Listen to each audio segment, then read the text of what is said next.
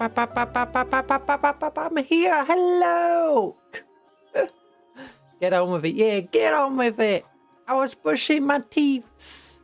And for starting. Look, the stream is scheduled for 11. Oh, well, whatever time it is in your time. And I like to do the starting 6 minutes early to give people a chance to get in, you know. Hello, Longstops. Hello, Hensler. Hello, Carmad Forever. Or Anthony, as you're also known. Where did my face cleanser go?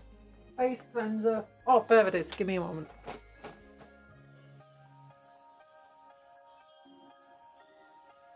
Oh.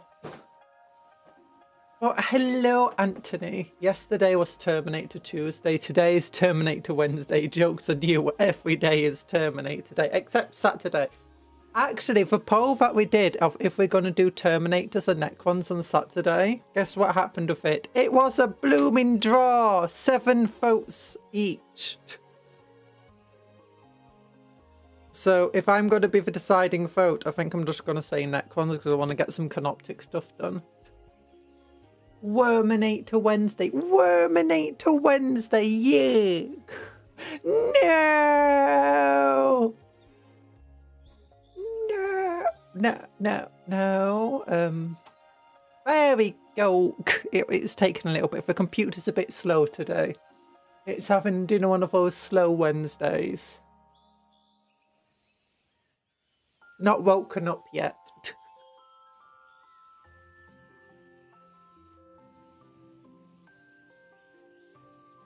I would have voted Crons. Oh. Yeah, because I got the new Canoptic Circle Necrons. And they're cool. I want to build them. There we go. My face. My face is being cleansed. Cleansed of its sins of looking like me.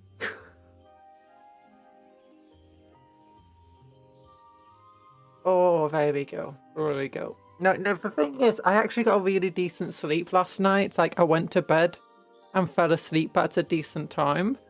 And then I kind of woke up, you know, this morning at a decent time. My alarm went off. I'm like, you know what? I'm just going to go wait for my second alarm. And then, like, my 4th alarm was going off. I'm like, what?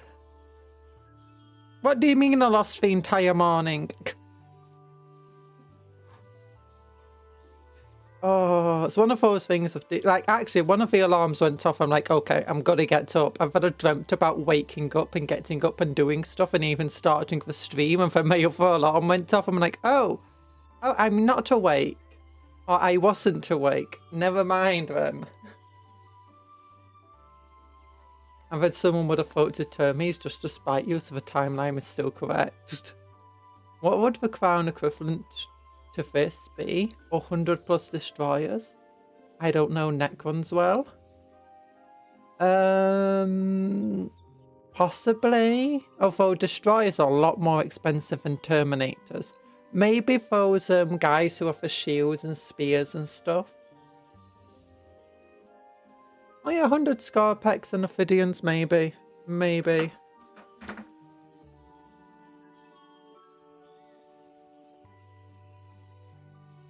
Oh, what am I doing? What am I doing? Oh, I need my gloves on. That's what I need to do. I am very organised today. I've also been reading a bit of that Archmage's book. Just a few pages a night to finish chapter 1. Oh, gosh. Every time I read though, it keeps making me want to write. Oh, there we go. Glove is on. Glove is on. Second glove, most organised scuff cake stream. Hey, nay. I normally don't get my gloves on until I already start streaming. Because otherwise I just get in the way of doing stuff and getting ready. There we go. But one thing I didn't do though was grab hold of my Terminators. Terminators, come here. Okay. Okay, Handcam. Handcam, We here. We here. Oh, it's upside down.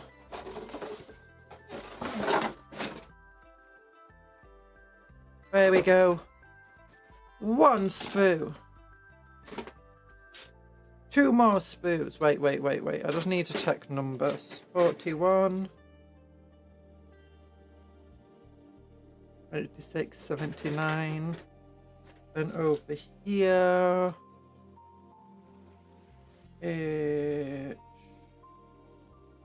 Wait.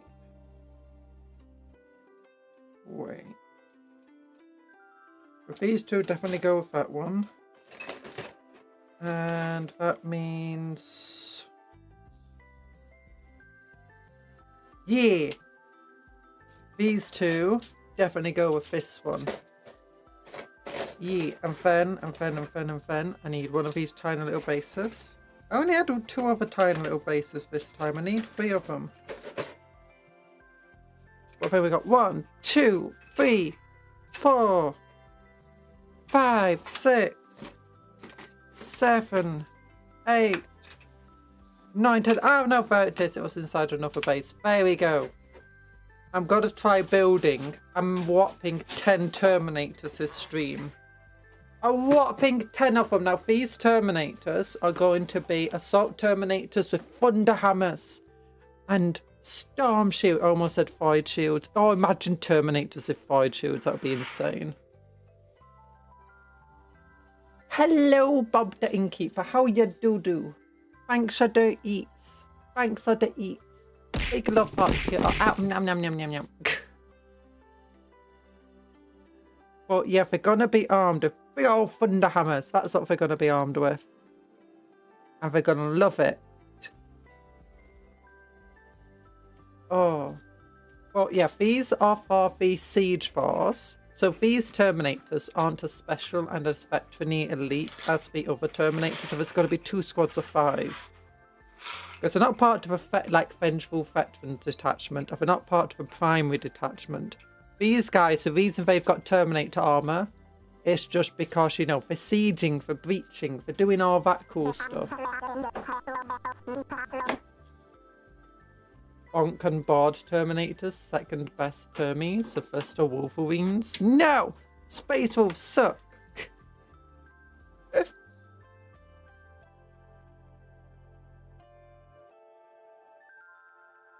But yeah, we're going to be building a cool Terminators. Yeah, these ones are siege. So these guys are going to disgorge from Land Raiders alongside a Chaplain. And we've each got, like, I think it's a normal Land Raider with a last cannon. Yeah. And they just go and smash people in the face, they do. That's what these Terminators are all about. There we go.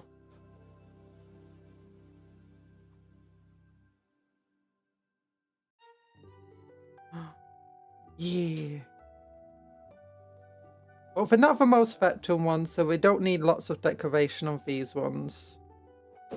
I mean, they're probably sword weapon level, mind you. Although maybe they're not. Maybe they're just like guys who it's like, okay, you're cool, you're skilled enough to wear the Terminator plate. There you go. Oh, hello, Night Parade. Time to use up some of those sprinkles. The sprinkles. Bombarded me, you. Why you bombard me? Oh, we're breaking stuff. We're breaking stuff. We need to build quickly today. So we can get 10 Termies done. Land Raider Party Bus, best kind of bus. Yeah, except Land Raider Crusaders even better. Because Land Raider Crusaders in Black Templar Godhammer Siege Force are insane. So Godhammer Siege Force, no, Land Raider Crusader, anything it shoots at, or well, pick one unit it's shot at and hit successfully. And anything that disembarked on it this turn gets, is it re-rolls 1 to wound or something like that? Then you have the... Okay, I need to remember what the other one does. Then Godhammer's Siege Force gives you some cool abilities on the turn that you disembark from a transport. And one of the stratagems allows you to move through enemy units for your charge. It's so fun and so silly.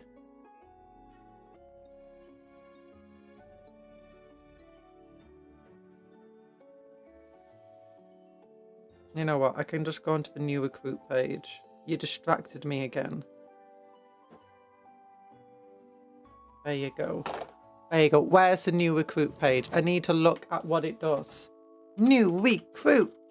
Let's go. My lists. Yeet. Then we've got Rapid Response Force, Defense Force, Siege Force. Yeah. They have a Godhammer rule. So Godhammer Assault Force, what does it do?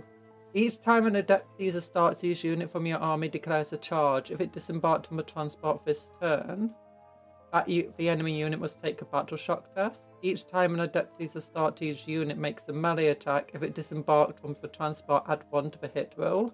That's great. Basically all the Space Marines hit on 2s the turn that they disembark. Then you've got the Land Raider Crusader, who has a cool special rule, which is Legacy of Jewelers. In your shooting phase, after this model has shot, select one of them. Until the end of the turn, each time a friendly model that disembarked from transport makes an attack that targets the enemy unit. That means include shooting. Reroll a hit roll of 1 and reroll a wound roll of 1. And since they're hitting on 2s, because they get +1 to hit, they're rerolling to hit. Hi, Bunry. Hello, how you doing? But yeah, they get to the goal post has decreased to 9 terminators. You're welcome. Yeah, so we get to basically rerolls to hit. And with a chaplain, they get +1 to wound. And because they got thunder hammers,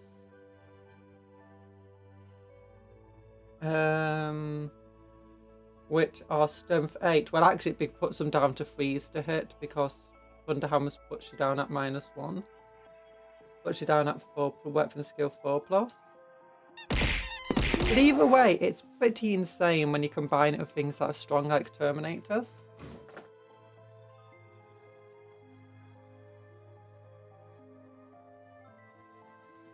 No.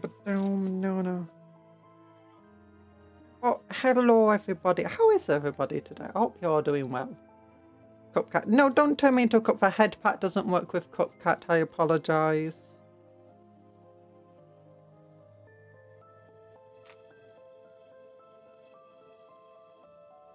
Down.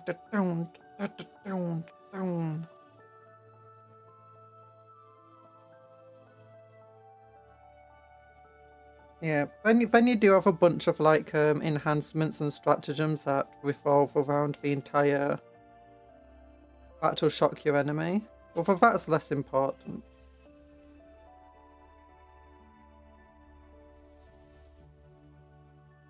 Unfortunately, I did try to make the head pat work with the Cupcat, but the issue is because the Cupcat's not a custom model, it's instead one from VTube Studio. Every time VTube Studio updates, it breaks the Cupcat head pat. But it actually breaks everything to do with the Cupcat for commands. And it's just going to be annoying having to reset and make it every single time. Especially since I'm not always going to be aware when it broke. But I've got another Cupcat model that's a custom one being made, so don't worry about it.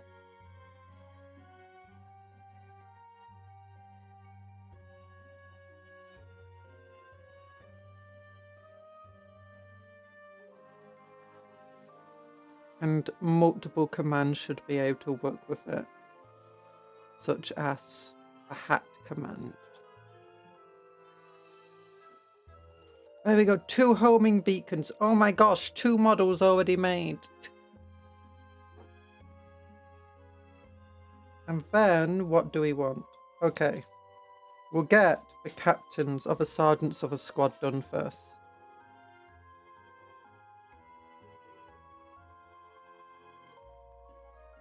Raw. Stinky cat. There's no stinky cat. Oh, so hello, Mal. How you doing? You doing fine? You eating dinner? How are you doing? I'm doing okay-ish. I've had a good sleep tonight. A good sleep. Yeah, I've only overslept this morning. Okay, need a knife because my clippers don't want to fit into there. Yeah. I've also been thinking about getting back into Minecraft or something. I've never been great at Minecraft though. Oh.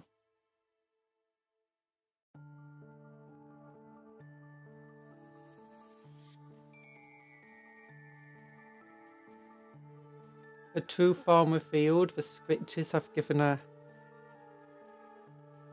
will be given. Give her head pats. Give her head pats. No. No. But you finally did it. I'm good and not good at the same time. You did what, sorry? You finally got what done? Well, I hope that your day is like super good in the end though. There we go. And now we need... Okay, I want that one. But since it's a sergeant, I also need... There we go. There's a sergeant's one.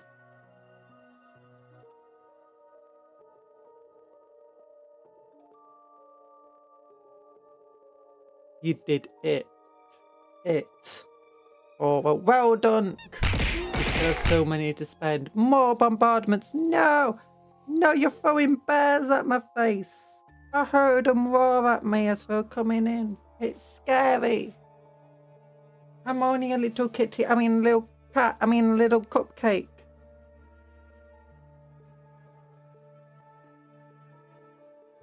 And you're throwing big old bears at me.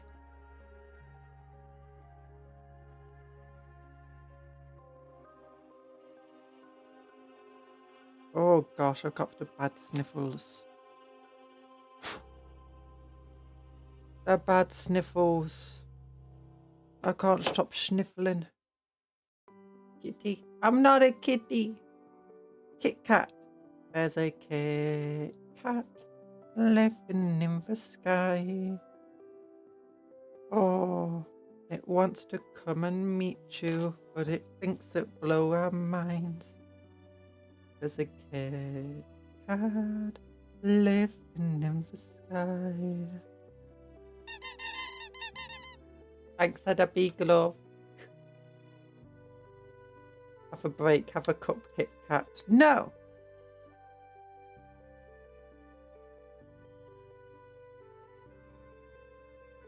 Looney Tunes.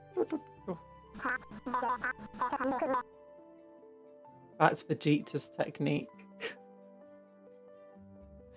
The final flash. Yeah, Vegeta loves flashing people, apparently.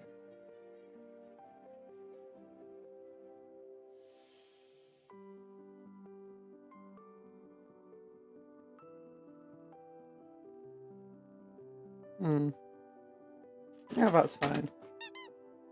Actually, no, I prefer this other one.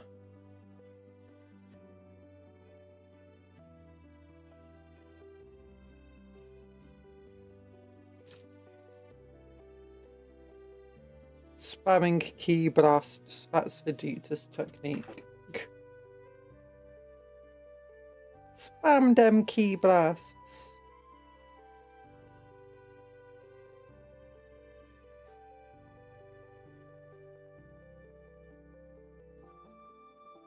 Also, I'm just gonna be back.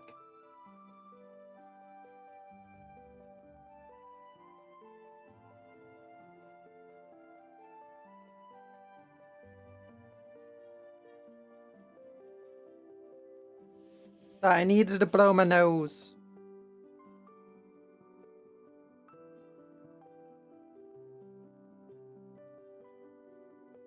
There we go. Oh, I'm a Chibi. I'm a Chibi now. Oh, thanks for the big head pat. Share Cuptle. Share the head pat. Unfortunately, Cuptle is still broken as well. Stream Elements hasn't fixed their stuff. Fixed.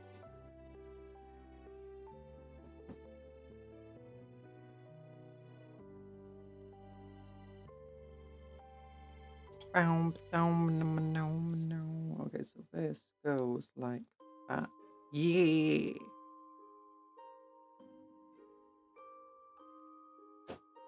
And then this goes over it like that. Yeah.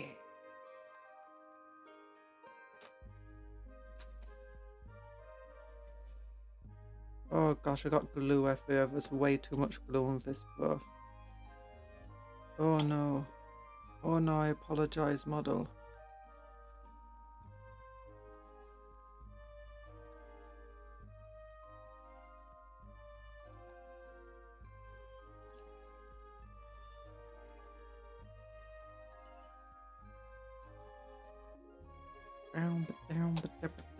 Down.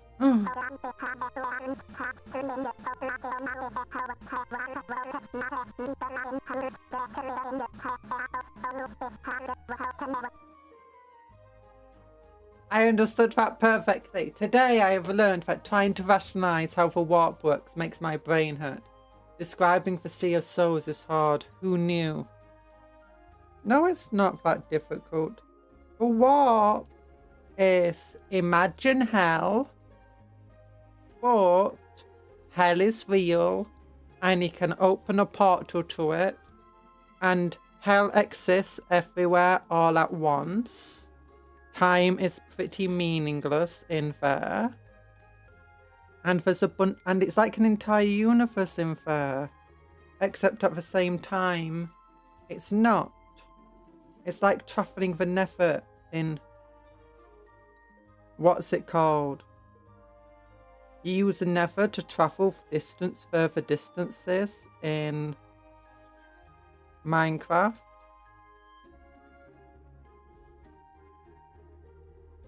Because everything is shorter.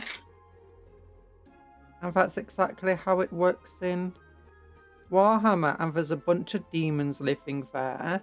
And all of your souls and stuff, you know, that make you unique individual beings. They kind of exist partially within the warp. And within your body and stuff.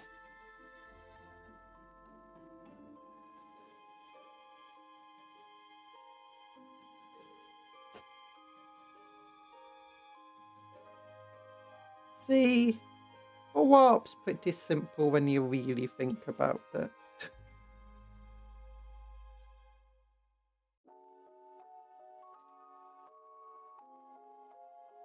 Okay, I need one of these silly heads. I need one of... I was trying to quantify how Slash exists. I feel fluid seeping from my ears and brain goop. So with Slanesh, you have to realise that since the warp existed, Slanesh has existed. But Slanesh was birthed a long time after the warp existed, like millions of years. But in that entire time, Slanesh had already existed. Well, that's because time doesn't really matter to the warp. It's a bit like how, do you know, the God Emperor? The old kind of law suggested, I don't know if it's still the case, but the reason he's so powerful is because in the year 40,000, and well, basically ever since the Emperor started the Great Crusade and stuff, he's had so many people worshipping him that it made him like basically a god within the warp. And because the warp doesn't really care about time and stuff, this goes all the way back to when he was first born, and hence why he became so powerful and why he was perpetual.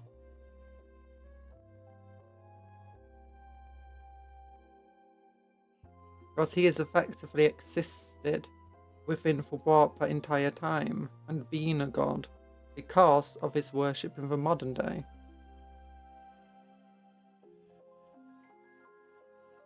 The Coca-Coolant.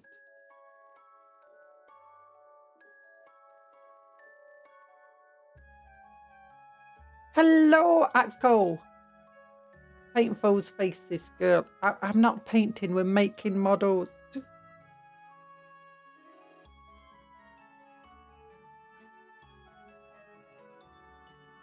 But no, the way that I explain it is, the warp is hell, hell is real. But there's like no time. It exists everywhere all at once. So as such, you can travel through the warp to, you know, get somewhere really quickly, but you don't necessarily, for a few hundred years for you might be, while you're within the warp, might be a few minutes in real life. Like when you come back out. Sometimes you might come back out in the past. Sometimes it might be a few minutes before you left. Sometimes it might be hundreds of years. Sometimes thousands of years might pass while you were in the warp. It's less that the time difference is past and more timey-wimey, wibbly-wobbly. The warp exists everywhere all at once.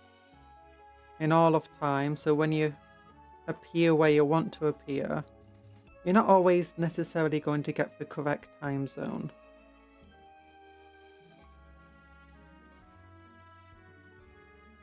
And with it also being hell. Oh, it's looking like a cool boss. Early today. Yeah, hello motivated dad. Yeah, it's early today because we do some of them early streams we do.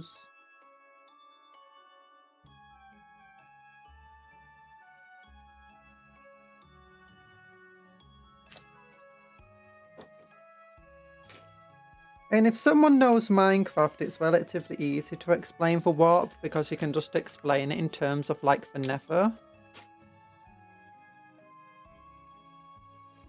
Except imagine if, you know, because you use the nether. If you don't know, the nether in Minecraft, right? Every 8 blocks that you travel in the nether, or every block that you travel in the nether is a block in the real world.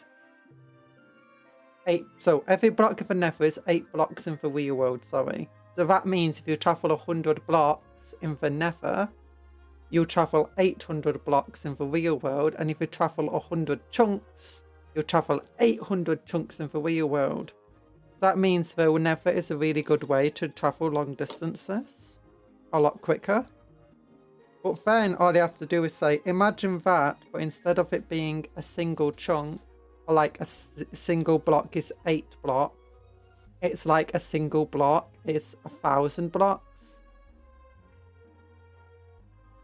But it could be anywhere from 8 blocks to 10,000 blocks. Normally it's going to be 1,000, but it's unreliable. And then also including every second that occurs with while you're in the nether could be 10 seconds in real life. It could be 1 second. It could be half a second. Or it could be negative 8 seconds.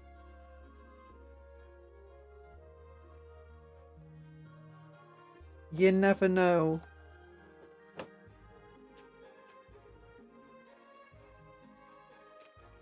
That's pretty simple. And then what you do is say, while in the nether, you've got you're on like this solid ground.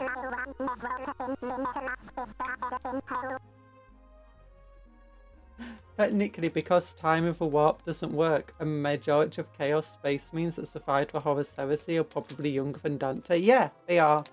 They are. Some of them are probably going to be well older than even 10,000 years, though, because just how the warp works.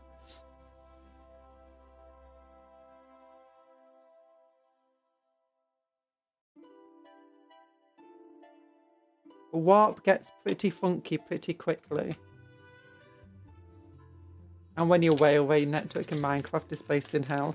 So then what you just say is when the Minecraft is effectively, you're just on one planet, whether you're in the nether or in the, whatever, the real world.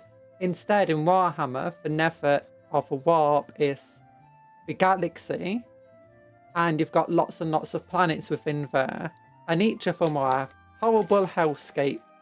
And then you've got lots of different demons in the warp, and each of them has their own realms.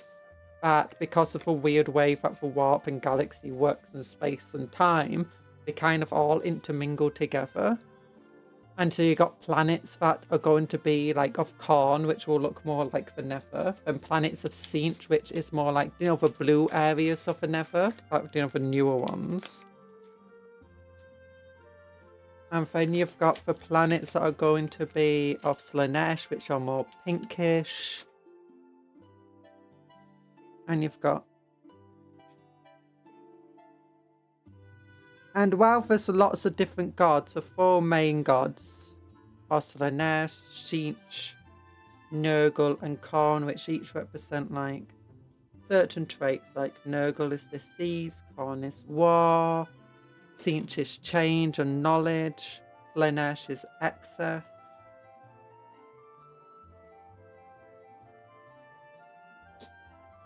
And each of them are fueled and powered by emotions. Because each and every single person's soul exists within the warp, like partially within the warp, but protected by like a little bubble. But every single time you have like an angry emotion, you're powering up Khorne. Every time you are wishing a disease to end or like getting infected, Nurgle's getting empowered.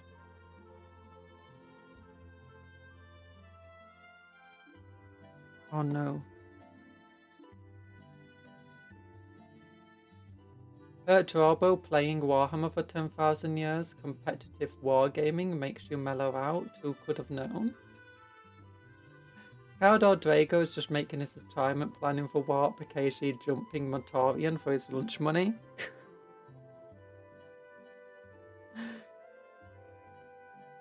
Could you imagine being a demon Primarch just getting jumped by this random space marine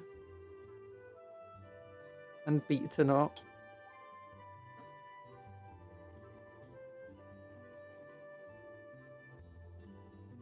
Yeah.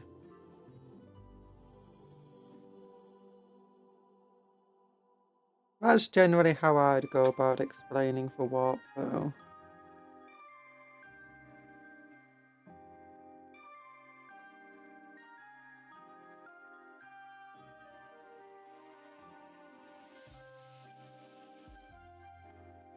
Captain Titan Angry Dog. Hi, even RT. How you doing?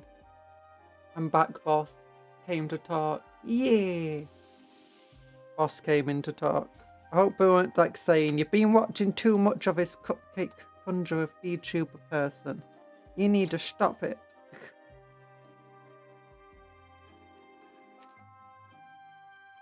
Oh no, stop breaking.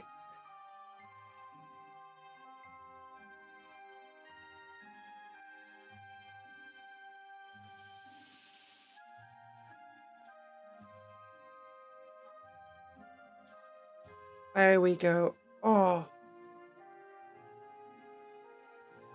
But what else is film for Warp? That's cool. Oh yeah, and when it comes to how Slaanesh came about, it was actually because of hedonism. Saying it was just all of them being like, you know, deviants. That's not the correct thing. So best way I can describe it is, do you know if you play Stellaris, you've got the Fallen Empires, and a bunch of them have like these hedonistic jobs where all of the people just, all they do is consume resources and they don't do anything to help the society. That is kind of what it's like. And within the Stellaris as well, you can get to a point where you actively want to have unemployed, and while they're unemployed, they consume more resources, but in return, they like give you social points effectively. Unity points. That's effectively what's happening. Just all of the Elder effectively unemployed, just having fun playing Call of Duty all the time. Building the little Warhammer stuff, had no self-control. Some of them were being absolute deviants and stuff, but a lot of them were just completely indulging themselves with no consequence because the society had like no consequences anymore. Like they ate all of the ice cream. They ate nothing but ice cream for 10 days. Well, they fix it. You can stay nice and skinny. And you get all the nutrients anyway. Because we got the tech. Yee! Good old sergeant there. And then we need to build the other sergeant.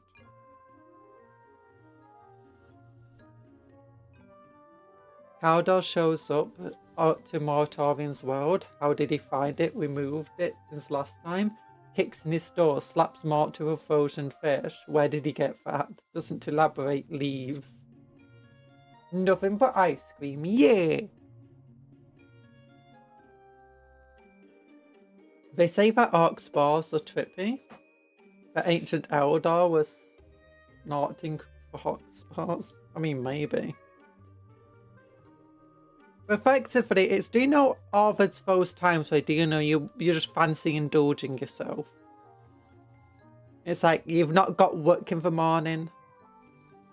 So you stay up all night just playing whatever video game you want. And then it's like, yeah! And you're like, you know what? I'm an adult. I can make my own bad decisions. I'm gonna buy a birthday cake and just eat it, even though it's not my birthday and I've got no one to share it with. I'm gonna eat it by myself. Yeah, but that's the type of thing that empowers Slaanesh. Except the Eldar were just doing that every single day. Dark Eldar, basically. The Dark Eldar empowered Slaanesh, definitely. But it's best to remember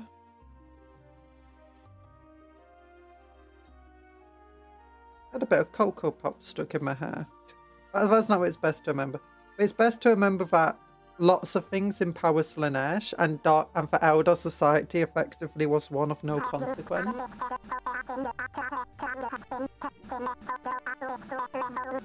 Now, I didn't admit to eating cake. That's just what people do. I do not condone, but I'm telling you, that's a type of terrible act that empowers Slaanesh. Eating cake, because cake is friends, not food. If you decide to eat the cake, an entire birthday cake, especially, the best friend that you could ever ask for. But that empowers Slaanesh, you know.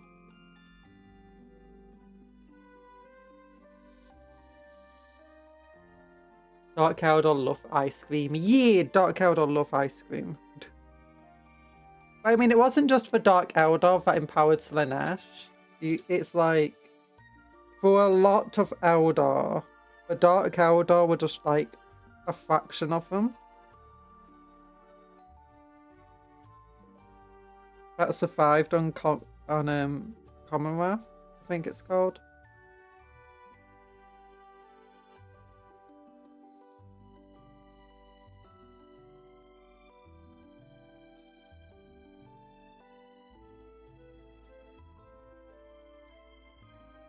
So it's time for Drukhari. Show all the pretty tricks of the chains and whips, say Commonwealth. Living in sin with combat stim. Oh. Songs. But yeah, the Slaaneshis are pretty insane. But even then, it's like, not even for Dark Eldar. A lot of the time, what the Dark Eldar are doing isn't even, you know, what people will often suggest as being Slaaneshi.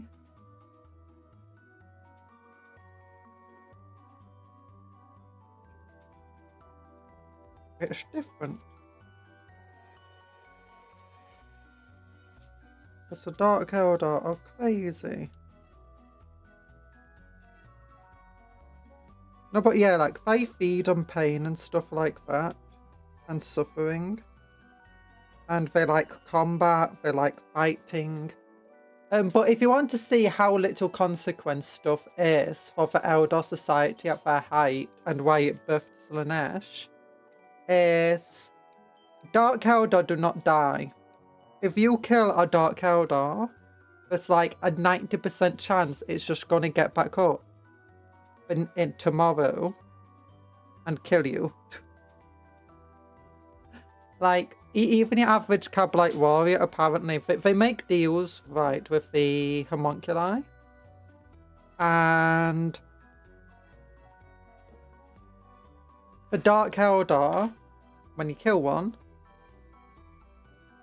the homunculi will basically just resurrect them because of this deal. And that's incredibly fun to just think about. And that's the kind of consequences Eldar didn't really have. They could do something absolutely stupid and reckless. Like, you know, do not try this at home. It kills them. And then they just get back up. They just sleep it off. They're just absolute consequence free.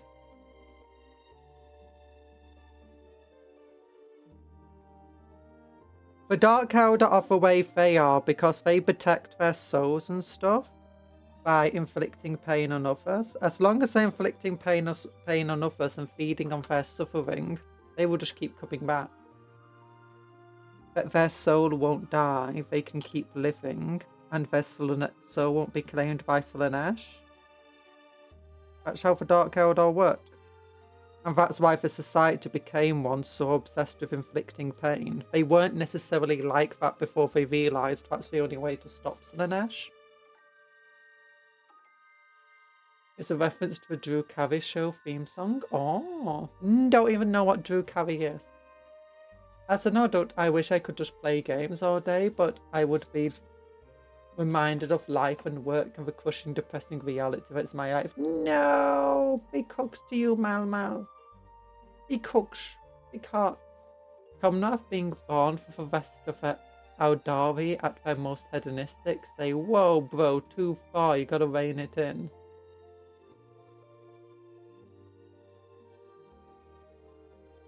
Doesn't building too much models without painting them? Well, yeah, that's, what Warhammer enthusiasts pretty much empower Slaanesh. In fact, just generally fandoms today would empower Slaanesh.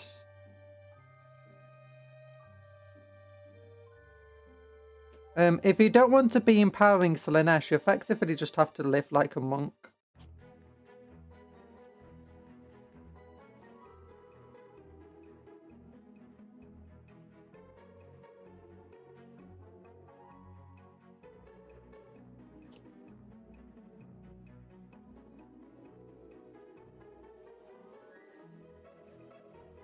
There we go.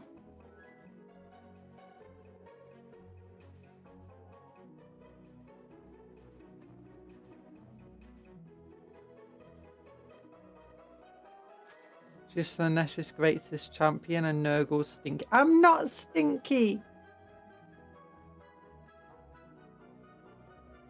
I'd throw for most epic prank throws if my friends had infinite backup clones. That's the thing, they're not even backup clones. I imagine for Dark Eldar there's an element in boredom in their lives, with having to be cruel all the time for eternity. Yeah, it's one of the more interesting things to look at for Dark Eldar is all the Dark Eldar that joined the Ynnari, in an effort to, you know, become potentially normal people. The Dark Eldar themselves, a lot of Dark Eldar don't want to continue being Dark Eldar, they just want to have normal lives, but there's no way for them to just have a normal life.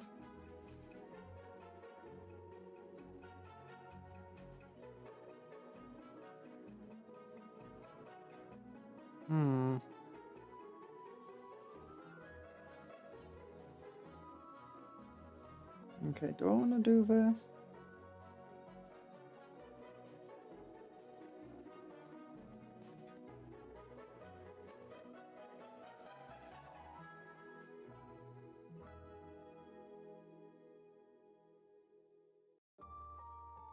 This one's definitely for Sergeant body because I just put the Sergeant knee pad on him. This is Sergeant Thunderhammer. I don't want him looking exactly the same as the other one. You know what? I can cut away some of this to flatten it out.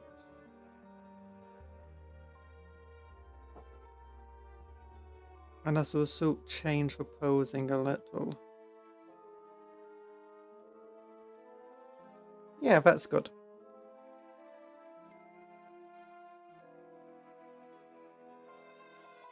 Why are you calling me stinky? Oh.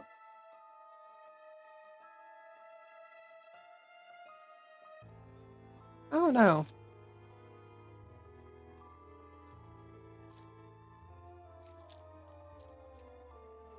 There we go. Yeah, oh yeah, I don't know if it's clones of a Dark Eldar.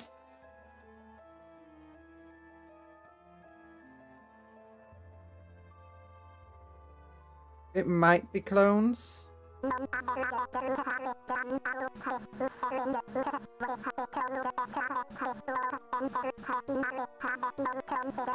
Oh gosh. Rip Yanari. Yeah, I don't know if a Yanari is still around, that's all now. Non-average Drukari. Darn, all this suffering sucks. I wish I could escape this loop. Enter Yanari. Have you considered dying? Well, apparently the Dark Eldar started to feel a bit, you know, like maybe the Yanari weren't going to be successful.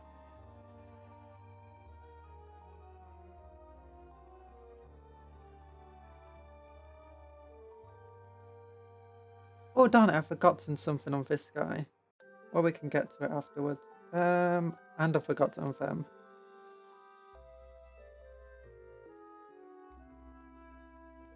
Well, what else did the Dark Eldar do? That was stupid of them.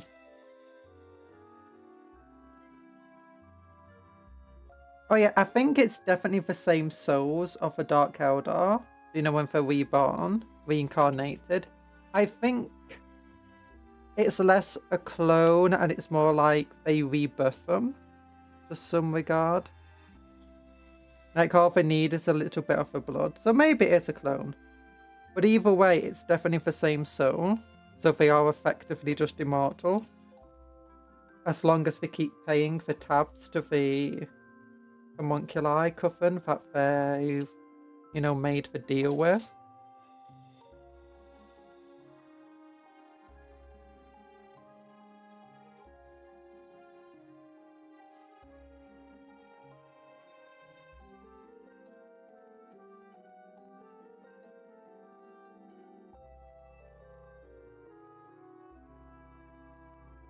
I think the tech fabulous spy uses to clone himself and transfer his mind might be Drukari. I wouldn't be surprising, as they do share a lot in common with one another.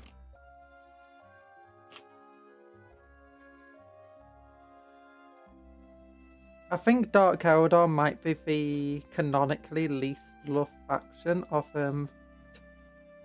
Games Workshop though.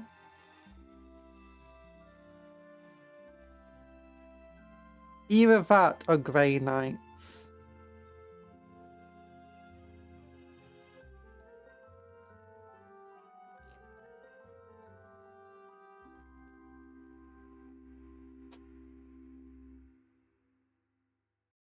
Now, Grey Knights have a load of video games and stuff about them as well. So I feel like it's definitely for Dark Eldar.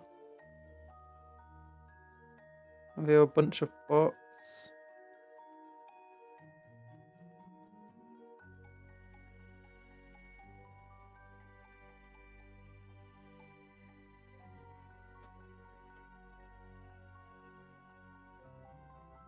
She had to restrain herself from calling him Fabulous Bill. Fabulous Bill! No, he's not called Fabulous Bill. It's called Fantabulous think so. I have no idea. There we go. Just glue this in now. We got a little shield. Don't fall off. I said don't fall off. Glue. Be glued on. Yeet. Okay, he's looking pretty cool. Fantastical Benny. Yeah, fantastical Benny. Benny.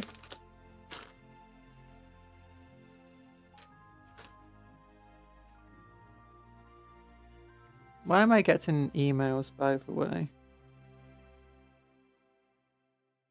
No matter. I'm expecting some deliveries, I think, today. It's hard to know with F3. Last time they sent a delivery, it didn't even sound like they knocked on the door.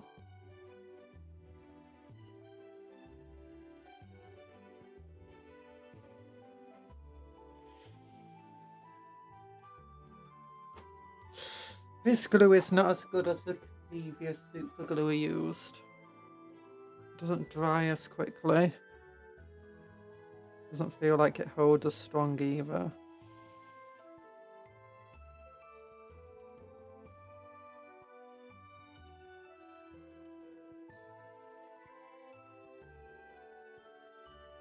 %50 extra free.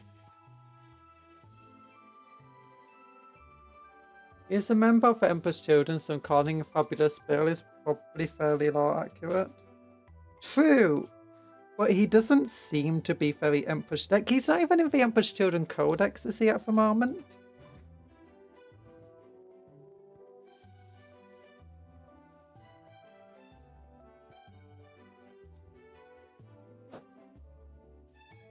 Because I know that he can put him in the normal Chaos Space Marine Codex. Army list, sorry.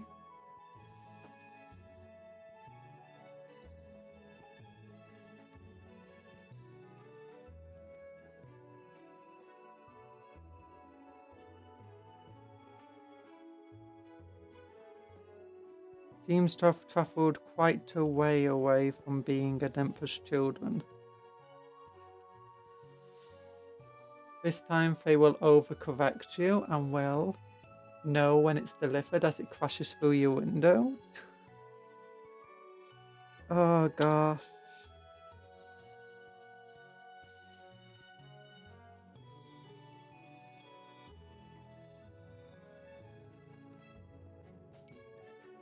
Royal Mail's not too bad, at least for me. There you go. Oh, he is a perfectionist, just not a Slanesh worshipper. So he thinks. So he thinks, but like many Chaos worshippers, he's just in denial. Denial? That's a river in Egypt. Bet you they don't have that joke in Warhammer, because bet you they didn't for Nile, doesn't it? I almost called it for denial. Bet you the Nile doesn't even exist anymore.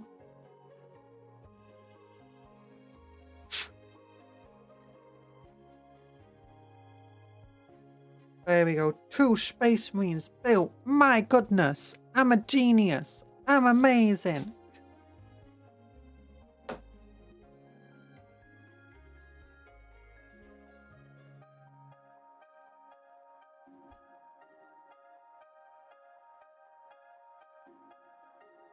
I don't like Thunder Hammers at the moment, actually.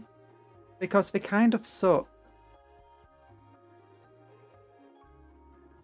If they were damage-free weapons, I wouldn't mind them, but they're damage 2, I think, still. They got the same stats as a Power Fist, just -1 to hit, and they've got devastating wounds. And honestly, all in all, that's just not very good.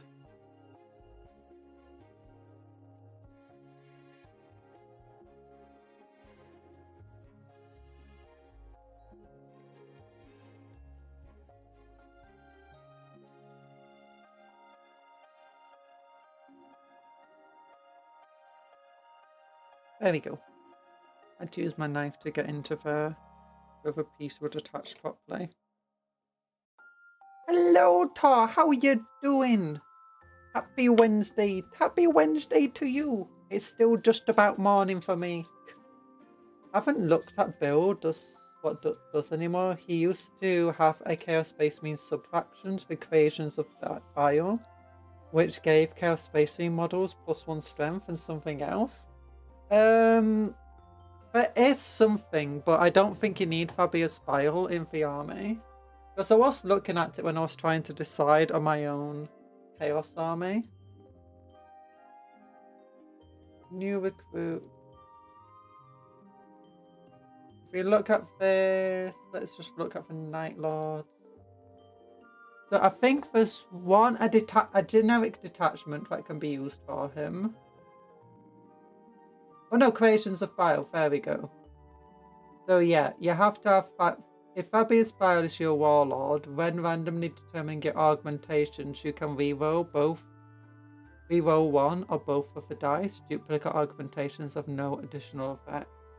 So at the start of the battle, select which augmentations are active for Heretic Astartes infantry models, excluding damned models, so guardsmen, cultists are excluded, from your army until the end of your battle. To do so, either select one from the list below or randomly determine by rolling 2d6.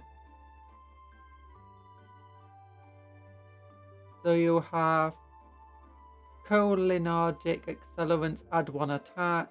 They can have +2-inch movement. Improve weapon skill by 1, improve toughness by 1, add 1 to the strength, improve ballistic skill.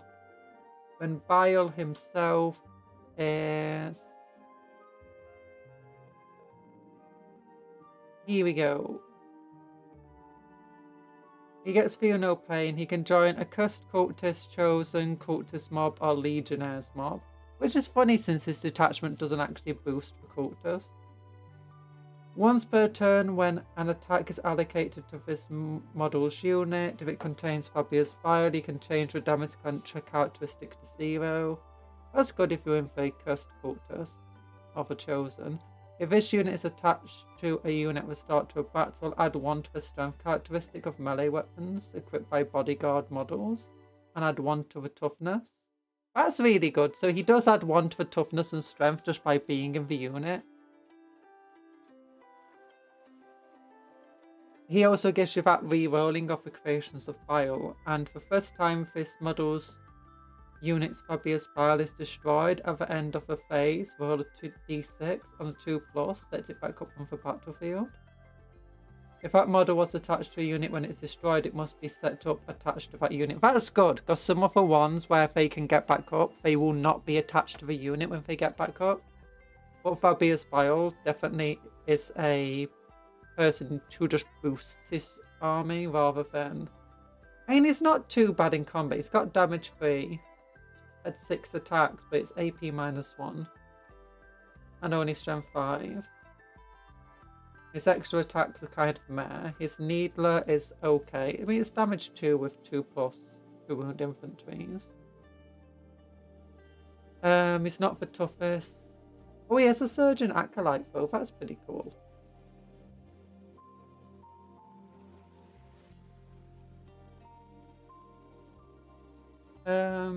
So yeah, he's pretty cool. He definitely gives a big old boost to your army.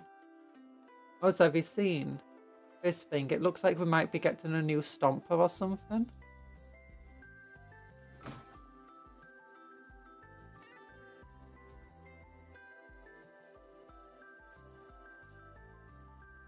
Oh. There we go. Yeah, so Fabius Bile, he's kind of good at the moment if you're playing Chaos Space Marines, but I don't know if you can take him in Emperor's Children anymore.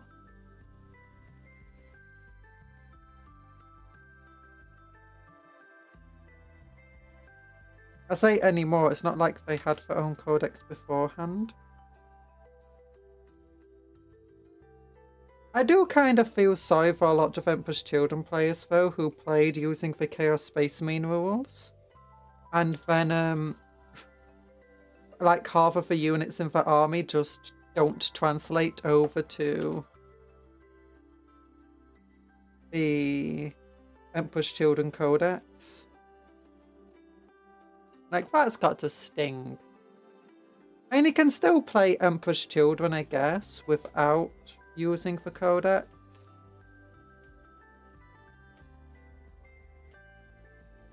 There's really nothing stopping you.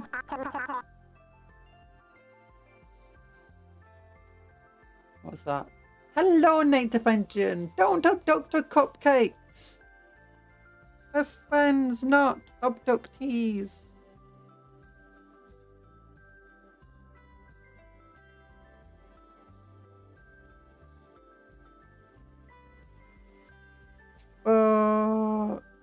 They are cool.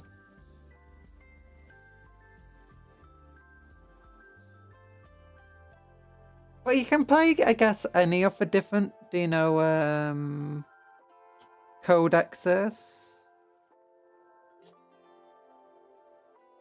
Using the Chaos Space Marine Codex, if you wanted to. Like, if you want to play as World Eaters, but you don't want to use a World Eaters Codex, you can always just go with the Fanatic... No, Zealot, something like that, Zealot... Or whatever the cultist one is. Where you can use the Marks of Chaos. Add some Khorne Berserkers into your army.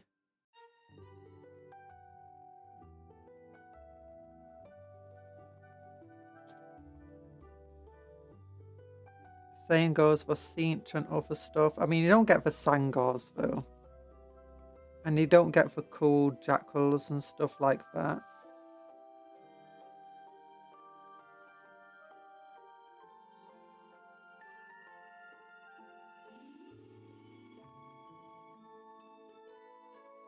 Thunderhammers aren't great, but nobody takes them for the hammer. It's a shield that makes them good. Yeah, I mean, you used to take them for the hammer. Like, back when I played, the Thunderhammers were great. I can't actually remember what stats the Thunderhammer gave you. Compared to, like, a Power Fist. I know it doubled your strength. And it was a power weapon. I feel like it had its own special rule.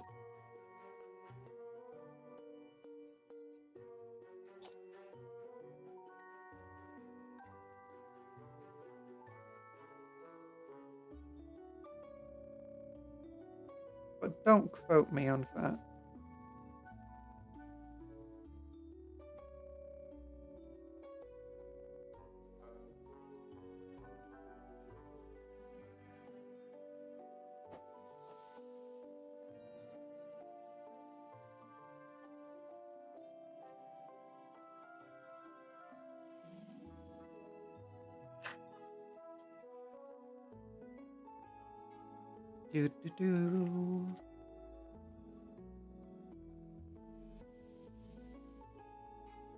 Like, what else did the Thunderhammer blooming do?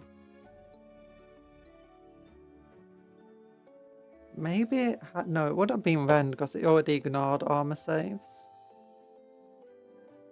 Oh, I think it might have been something about when it hit vehicles. It gave them like, it added 1 to the damage table or something like that.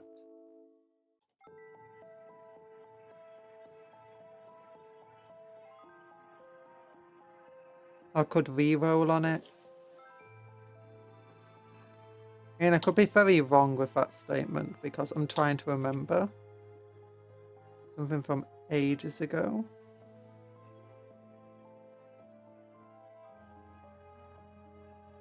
Okay, that looks a bit silly, but it's fine.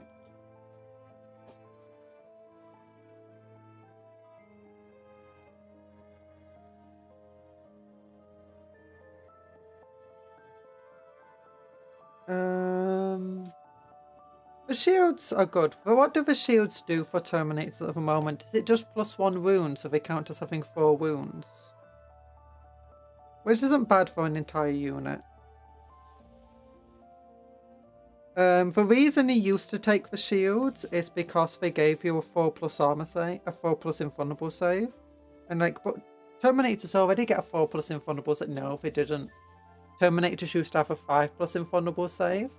And back when power weapons just straight up ignored armor, that invulnerable save, you had to rely upon a lot. And plasma weapons and melter weapons were both AP 2 and 1 respectively.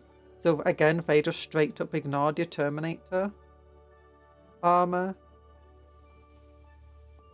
Oh, it makes you wonder why anyone even bothered playing Space Marines.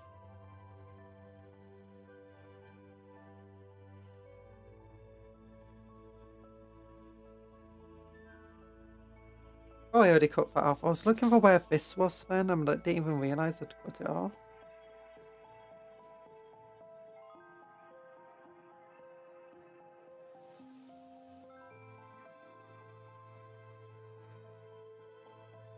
I mean, I guess that is a question, isn't it? Like, why would you play Terminators when they were so useless?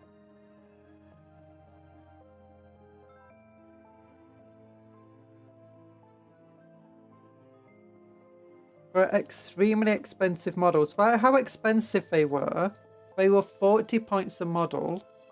They only had 1 wound. You had to pay to give them, do you know, your extra options? Like, do you know, your heavy weapons and stuff like that, or your chain fists?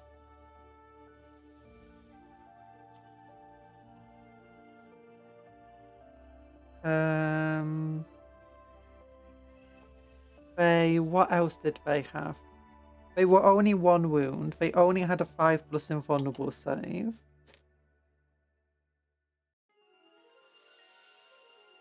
They only got 1 attack in combat.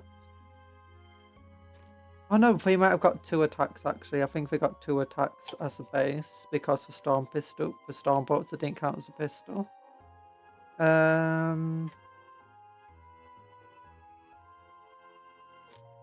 Yeah, Terminators used to suck. And when everyone was running things like plasma cannons and power weapons, and they were only toughness 4. That was the other stupid thing about them. Toughness 4, 1 wound.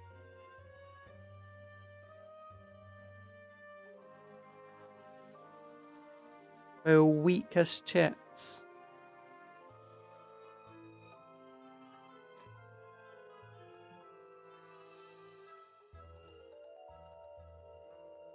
There we go.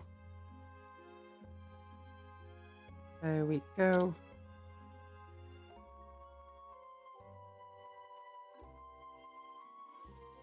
Yeah! When the hammers used to auto-stun vehicles. Oh, what's that it?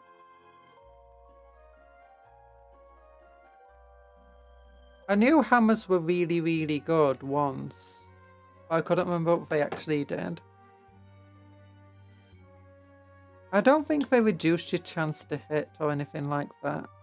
They made you strike last, but so did power fists.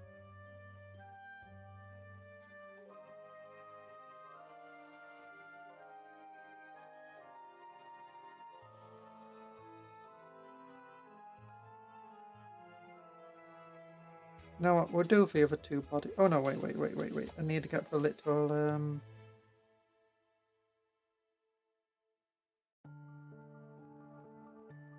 things on them.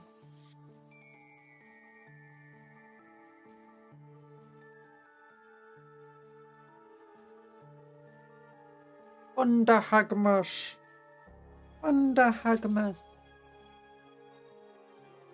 I remember. I'm a hag too. No, we're not hags.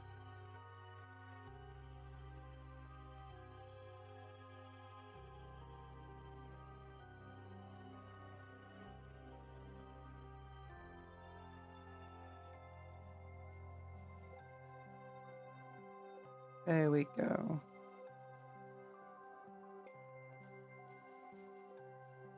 Da, da, da.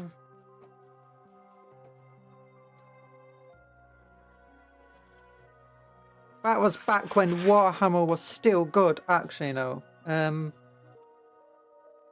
I started playing with 5th edition, and 5th edition was great. I loved me some 5th edition. Actually, no, 5th edition was kind of okay, but it was horribly balanced. And also so many rules were just... It was great if you could play a casual game against another player that would, you know, just wanted to have fun and didn't care too much. As soon as you play against anyone who was even mildly competitive, 5th edition could kind of suck. With people just getting incredibly obsessed about what counted as a hit and what counted as being in cover and what could be seen, and you had games could take hours and for always arguments, and it was like, oh.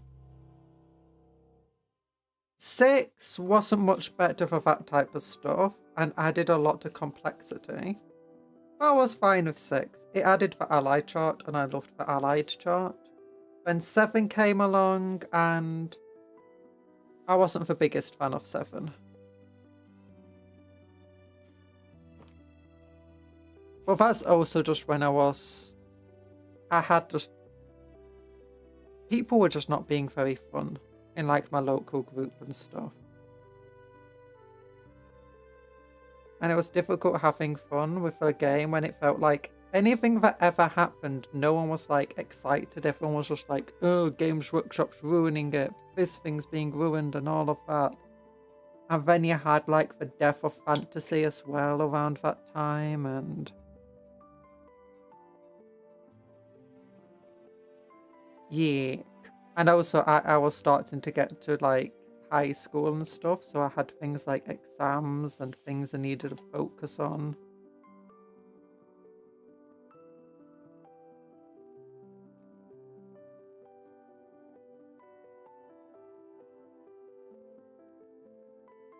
There we go. 2,000 point games. Now it takes 2 to 3 hours. Yeah, that's good. So before, it's like the game that used to be played most of the time was 1,500 points, which wasn't bad, but it could still take you a good few hours to play a good, like more than 2 or 3 hours.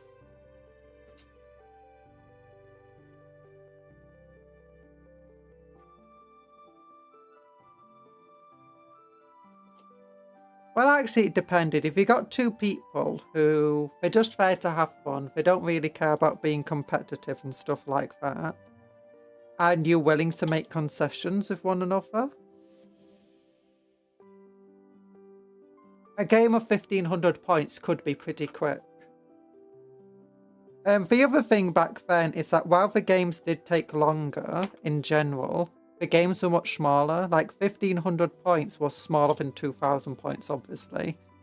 But generally you had less models on the field, because things were just more expensive points-wise. Like, it was 400 points for a basic squad of Terminators with no upgrades, but you were going to get upgrades. Now that the rules have been simplified and things have been made cheaper, people play 2,000 point games with a lot more models than before. And there's a lot less limit on models. Back then you had... Your models are split into 4 categories, I think it was. Fast attack, elite, heavy, and not battle line troops. And then your characters. You could have up to 3 characters in your army, up to 3 fast attack, up to 3 elite, up to 6 troops, and up to 3 heavy support. But that's not like you could take, if a Land Raider was heavy support and a Dreadnought was heavy support, you could only take 3 of them together. Like, you couldn't take 3 Land Raiders and 3 Dreadnoughts. No, you could take 2 Land Raiders, 1 Dreadnought, 2 Dreadnoughts, 1 Land Raider. So you generally couldn't even get as many models. We even had time to play Apocalypse these days. I don't know if Apocalypse still has rules anymore. Because nowadays people play up to 3,000 point games. And they might take only 3 to 4 hours. Like, it's usually not going to take that much longer.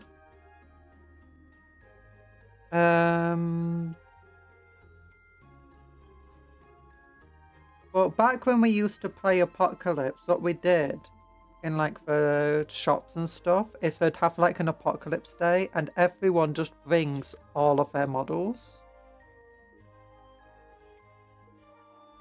And then you're just going to have like multiple people playing their armies at the same time. And people who brought very big armies will often just like bringing the help of other people to help play those large armies. So they made the games go a lot quicker. And then they were like all done on a time frame. It's like, okay, with your movement phase, you've got so many minutes to get everything moved that you need to move. And then it's like, okay, you're on to your shooting phase.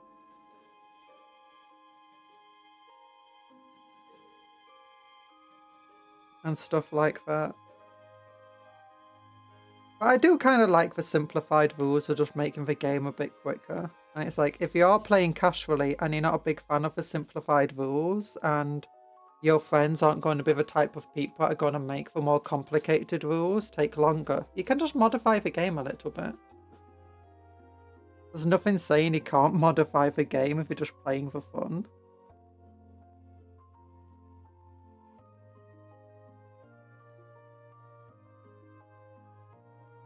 My favourite part of Apocalypse was when Super Heavies or Titans would go nuclear and wipe out everything in a 2-foot radius. That was fun. Mine was doing of a giant plate. Dinner plate blast template. On the giant flamer templates. Because, I mean, that was back when any unit could only shoot at one unit. So if you had lots of weapons to fire, they could only just fire at one target. So the giant blast templates are a way to hit multiple units at once. I can't remember if in Apocalypse though, like the super heavy vehicles had the ability to split fire.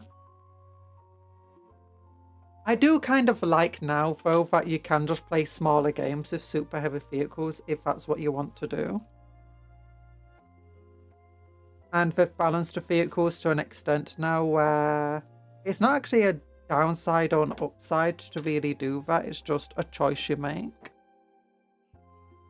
Sometimes you'll definitely be better off not playing your super heavies, other times you're kind of better off.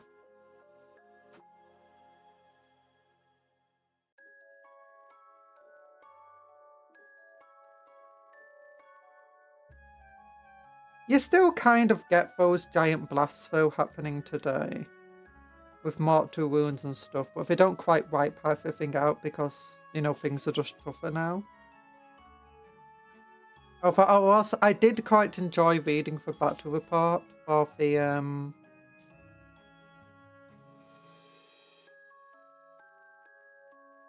50th White Dwarf. Well, not 50th, 50th Anniversary White Dwarf. Because that had a Warhound Titan on each side and, you know, these massive armies. And when the Warhound Titans exploded and just took out loads of stuff with them. The amount of things that exploded in that game, though, I kind of feel like they must have just decided, you know what, we're going to make things explode because it'll be funny.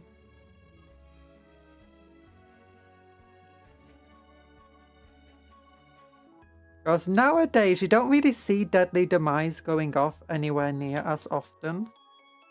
Because you have to, like, for most vehicles, you have to roll a 6 to, like, set off the Deadly Demise, don't you? There are a few, like, weapons that will always cause something to Deadly Demise, and a few vehicles that are more likely to Deadly Demise.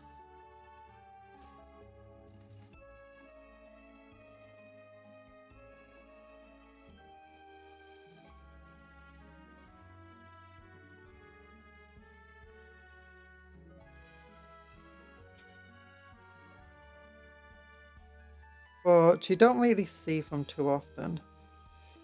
Back with the older rules, when things exploded, when you destroyed something, there's a very large chance of it basically going nuclear. Because the 3 ways that you could destroy something was, you either keep getting glancing hits until you break all of the weapons off, immobilize it, then your next glancing hit's going to destroy it. Or like you just keep destroying things on the vehicle rather than exploding it, until eventually it just dies. In which case, it won't explode. Then you could then when you were like rolling to damage the vehicle, there was a good chance that you're going to roll and get, especially like with AP1 and melter weapons and stuff, was a very good chance it was just going to explode when you destroyed it.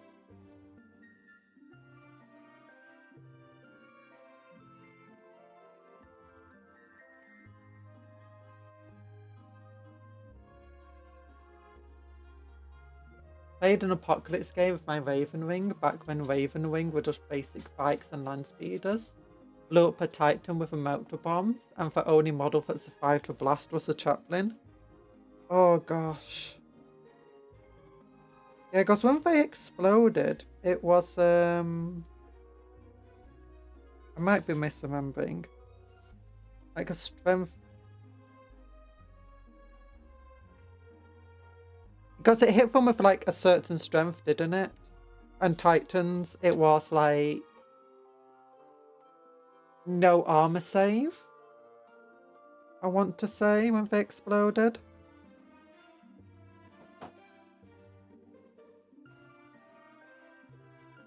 It was like strength 10 or something stupid.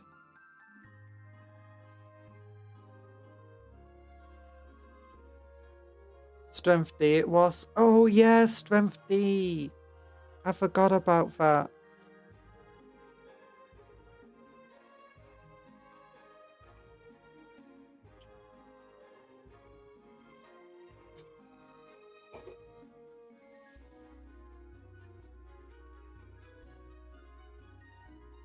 Oh gosh. Titans were insane.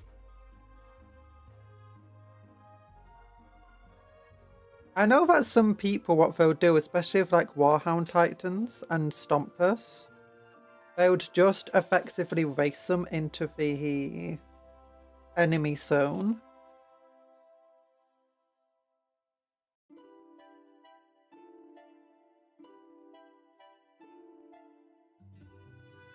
Because it's like, yeah, I know my Titan isn't going to survive, but if it blows up, I'm taking you with me, not my own guys.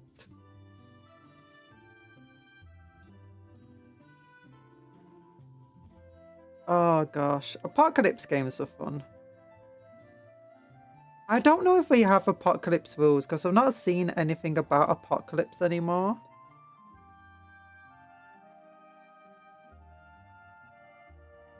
Like, there's just... Before it used to be that if you wanted to take more than just, you know, the simple rules or whatever. Oh, sorry, I dropped pieces. I'm dropping pieces everywhere. If you wanted to take more than a simple, you do know your limited armies of 3 heavy, 3 fast attack, stuff like that. It was Apocalypse games and they were up over 3,000 points.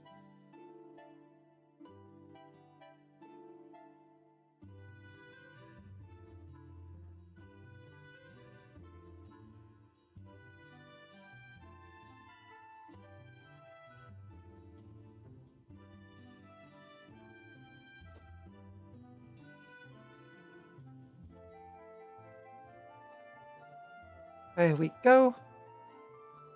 I just need to pick out the shoulder pads for them now. We have Apocalypse rules, but it's very different now. What are the rules?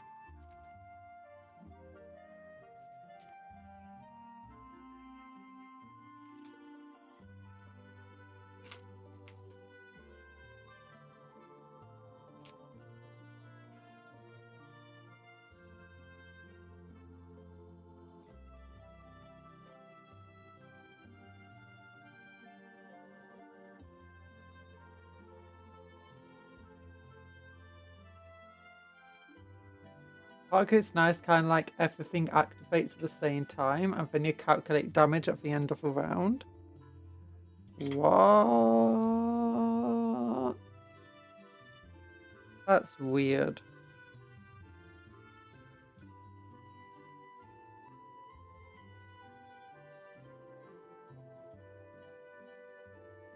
So you do like all of your shooting at the same time.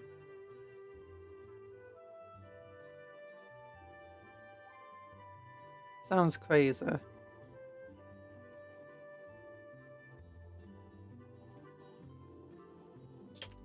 Darn it. Knew that would happen.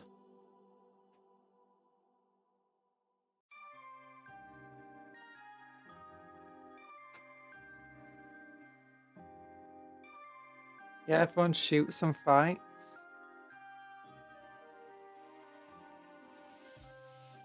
Huh.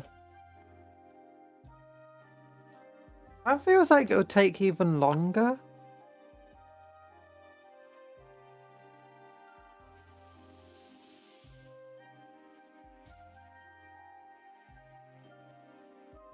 That's when you'd be having to like remember what unit did what.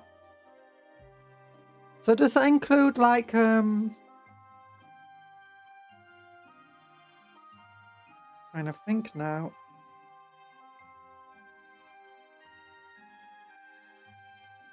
So does that mean like you take your turn at the same time as your opponent, or is it just like everything on your side? Just all of its stuff at the same time?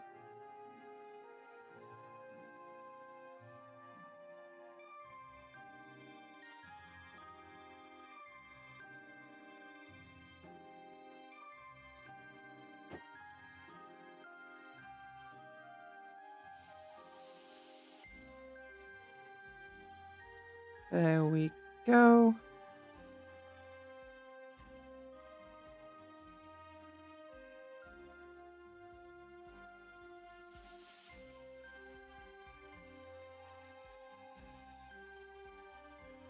Same as your opponent's basically everything has a chance to do something before it dies. Okay, that's actually pretty cool.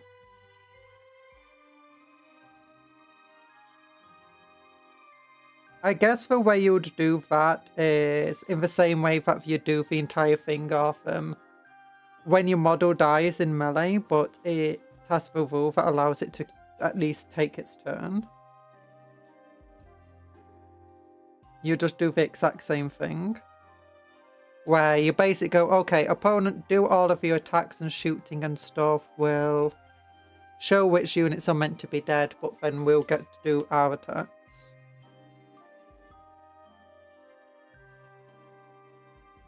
I don't think that's the rules that they used for the White Dwarf battle, though. Did feel like they took turns doing it.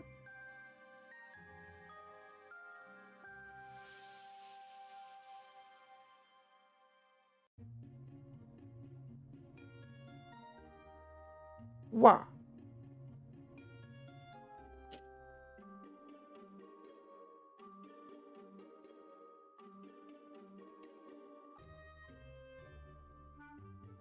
Yeah, it would still take a turn like normal, but nothing would actually die until the end of a battle round.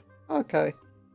So that means like a unit will get shot at, and then it can do its charge and do its attacks, and then its models will all die. That feels a bit more weird.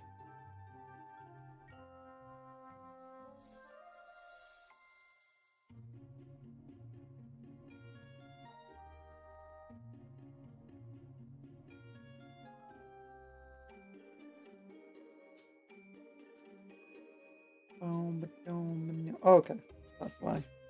That makes sense.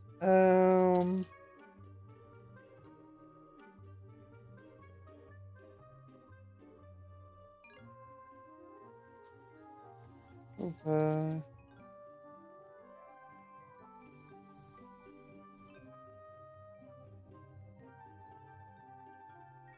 Come off here. And you come off here.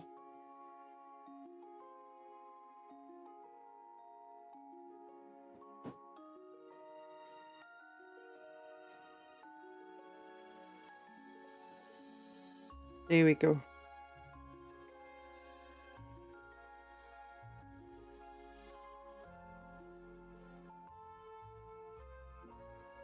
There we go.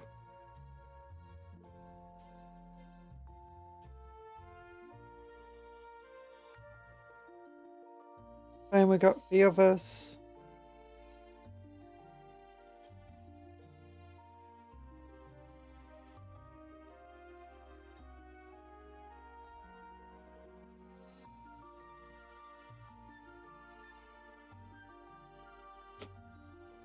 And the new. Oh my gosh, I'm building them so fast. Look at that.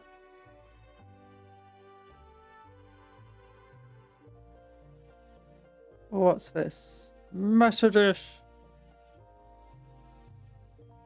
Look at this guy. Oh, big old head. And then I want storm shields. Gimme, gimme, gimme all of your storm shields. I want them all here. Do, do, do. Gimme, gimme, gimme, gimme all of your storm shields. We need to go with them all. Okay, we got 4 storm shields.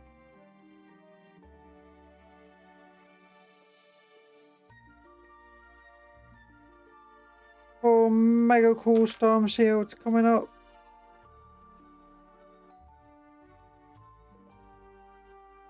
Well, actually, before I do the storm shields, I probably want to put the little badges on them, the little shields on the shoulder pads. 67 Conjuror. Oh, that's a terrible song. That's a terrible song. Ignore it.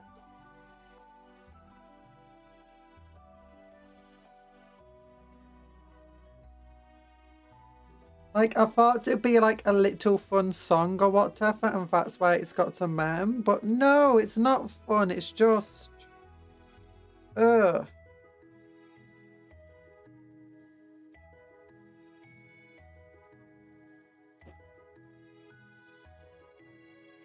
How are we doing? We're doing well. We're building 6 Terminators at the moment.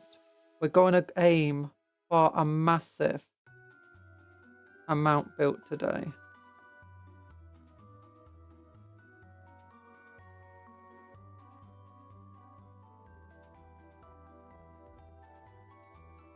Six Seven is a meme. The song was made after the meme.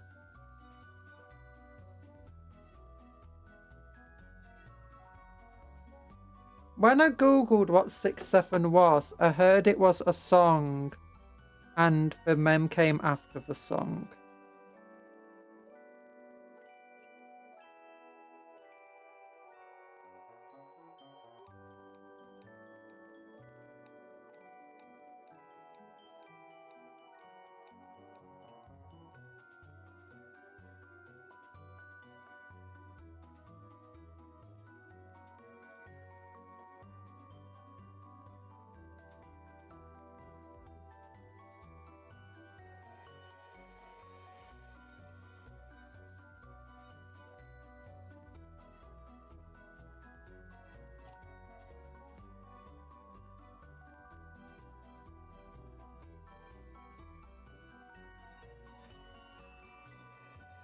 Oh gosh.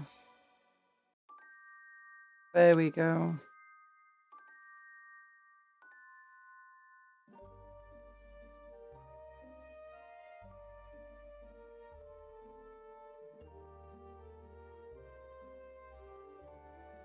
Oh yeah.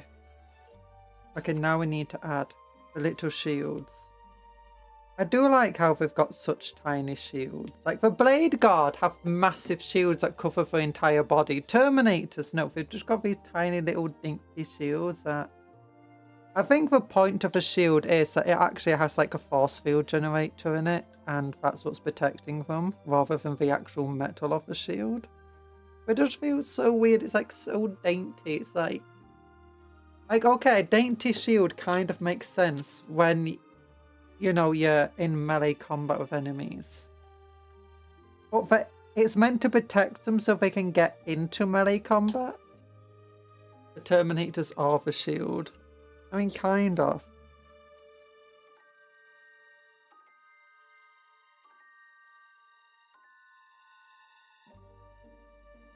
Oh, look at them go. Wait, is the light on? Oh, the light wasn't on. Knew something was up. Yee! Congratulations, by the way. YouTube is telling me this stream is YouTube featured and got 3 ads on my phone. Oh my goodness. Oh gosh. My stream chat just died on my phone. There we go.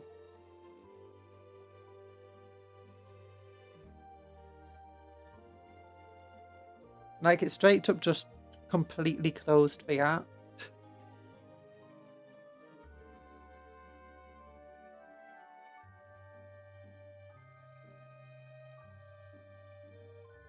Oh, but yeah, I don't know if YouTube featured means anything. I think when it says featured just means it's featured for you. But maybe it is for lots of people. That would be nice if it is. Don't forget to like the stream so YouTube knows that it's a good stream.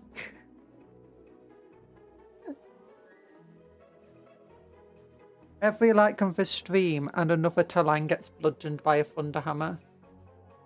Oh, yeah. It means they love you. Yeah! I mean, it's about time, because YouTube, for a few days, it really hated me. It was punching me. I was going, stop hitting yourself. Stop hitting yourself. I'm like, I'm not. You're hitting me. They weren't even, like, grabbing my hand and hitting me. They just, like, got a hammer and just smacking my head in. I'm just saying, stop hitting yourself. I'm like, what did I do to deserve this? It's like, you made a YouTube channel. That's what you did. You're supporting Google by having a YouTube channel.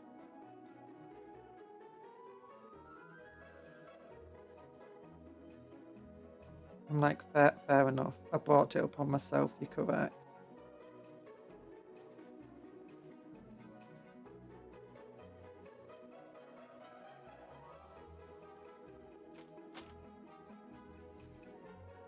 There's only one Talan. Yeah! So Talan's just going to get bonked a lot. Don't like the stream. Save me. No, like the stream. Like the stream. Talan loves to get hit. He just likes to, like... It's roleplay. He just denies being being hit. You know? He's going to get bonked. That reminds me. I meant to ask your last couple of streams, you had DVR on. Usually you have that off. Yeah, I've been testing it out. Because, well, a couple of people are, you know, saying they wanted to be able to go back on the stream for when they had adverts and wanted to keep up with the conversation. But also, I was just seeing if having DVR off would help with the stream. And it seems like maybe it does. YouTube noticed that you watched every stream, so thought maybe you might like this channel. I hate it when that happens, when, you know, there's a channel that you really like and YouTube refuses to ever show it to you and you have to like search it every single time or go through your feeds and look for it. And even then it's not always going to be in your feeds. And sometimes searching for it's not that easy because YouTube's like, you mustn't like this channel. You watch every single one of the streams. And then it's like you see one video from one channel and you watch 30 seconds of it. And you're like, this is terrible. I'm not going to watch anymore or listen to it or whatever. And then YouTube's like, oh, you really love this channel. And it just fills you recommendations. It's like, no. Don't recommend channel. Don't recommend channel. That means you do want it recommended, doesn't it? If you really like it, find it. Oh.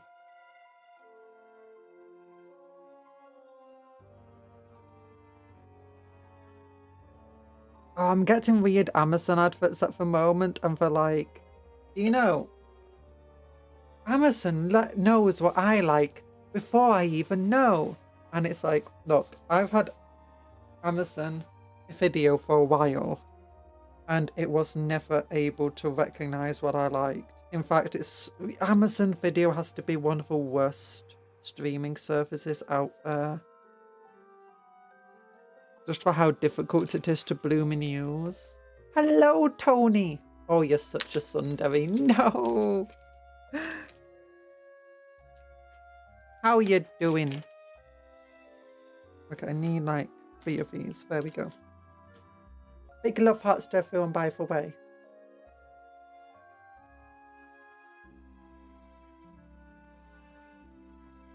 There we go. Oh! Oh! Yay! Look at the little tablets. It's beautiful. That's how you know for Templars, because they got the little things hanging down between the... Oh my gosh, that sounds wrong.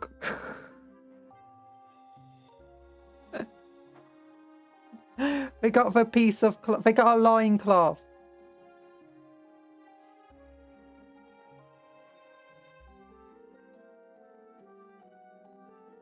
That's all I wanted to say.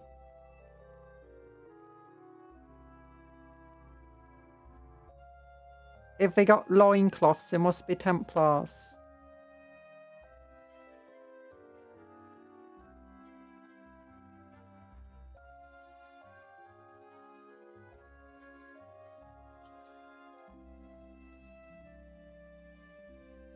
You know, Warhammer could probably make bank on just selling things like, you know,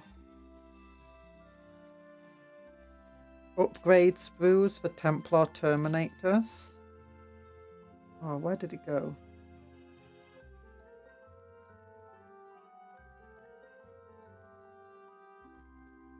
Loincloth. Where did thou go? You fell off again. There it is.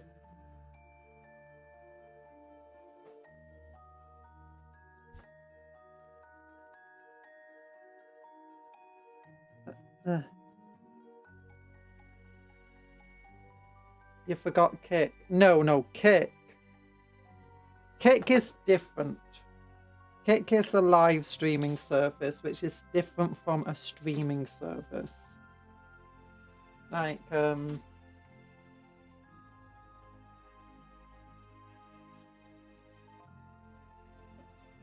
Kick is a kick to the face.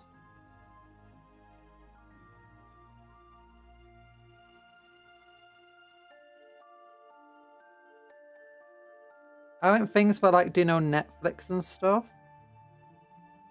Amazon is probably the worst competitor in that regard. Just for how horribly set up it all is. Amazon owned Twitch though. And to be honest, I don't like using Twitch. I find it really unintuitive and hard to find people. And also it's just not fun platform, personally.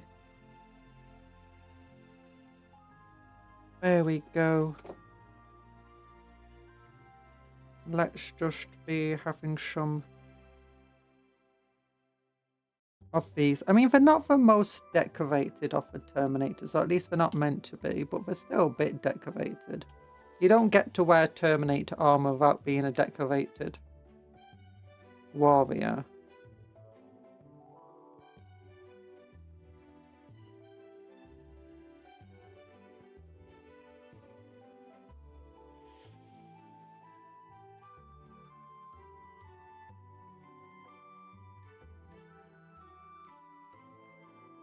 Here we go.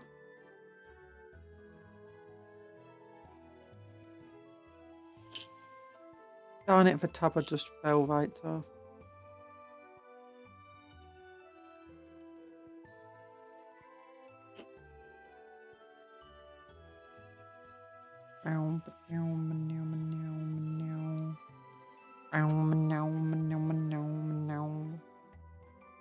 Okay.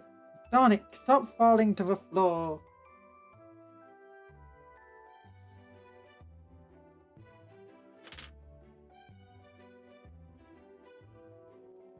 No. I put my finger in the way to catch it as in everything.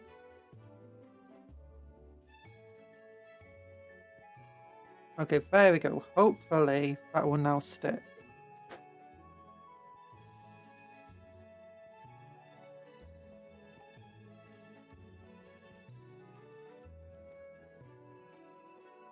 Oh gosh. Clipped. What we want is...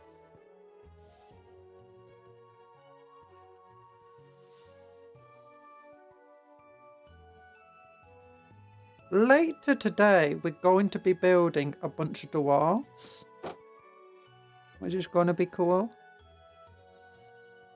I say a bunch of dwarves, we're going to try building a Thane and an engineer from the... oh, what do they call it set?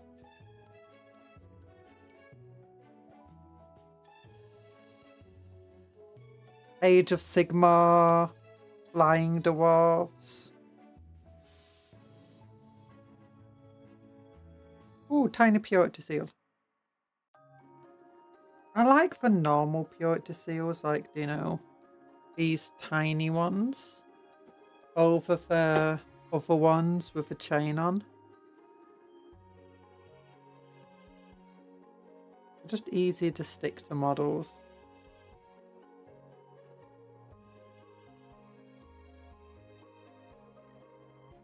Maybe he wants another purity seal.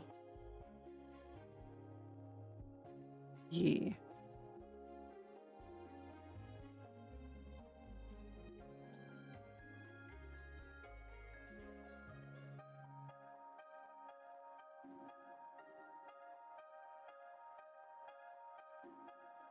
There we go. Purity seal on the leg. I like the amount of purity seals that come in this set though. You get a lot more than you do in the generic Terminator set.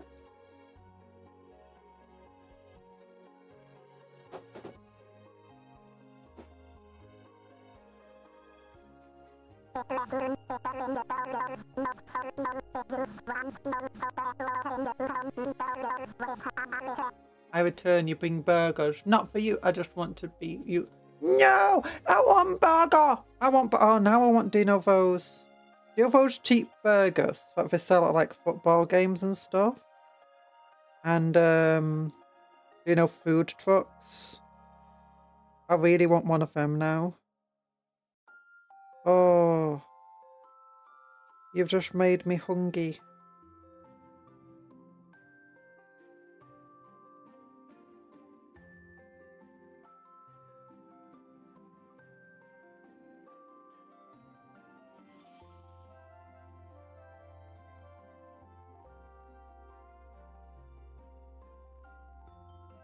There we go. Oh, yeah. Okay, there's one more purity seal in this set, I believe. Where is it? There it is. I don't know if that classes as a purity seal or not, though. It's got all the reedy bits. But if you look at it, can I show it on the camera at all? It's got that little chain hook on and stuff. It's not a wax seal.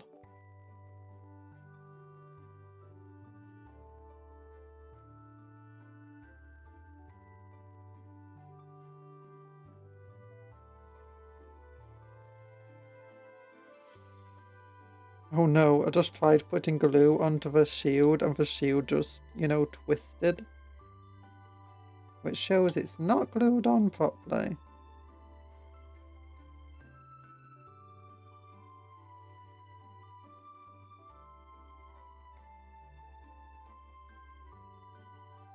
Burger is top tier burger. Yeah. because they also cook everything on that big pan. Yeah, I wouldn't be able to have those types of burgers anymore. That's the issue.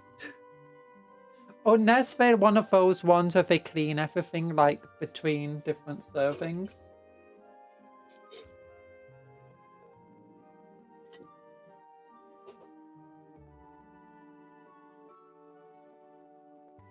Back when I was younger, my health issue wasn't quite as bad. I could do that type of stuff.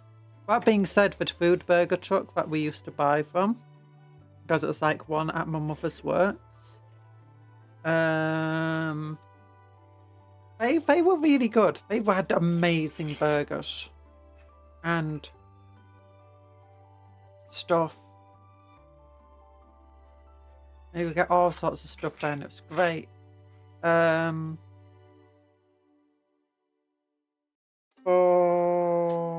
So I don't know if they did any like fried oniony type stuff.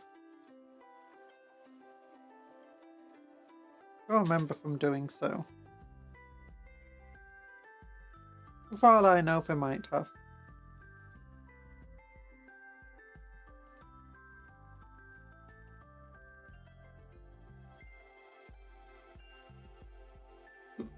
Hiccup.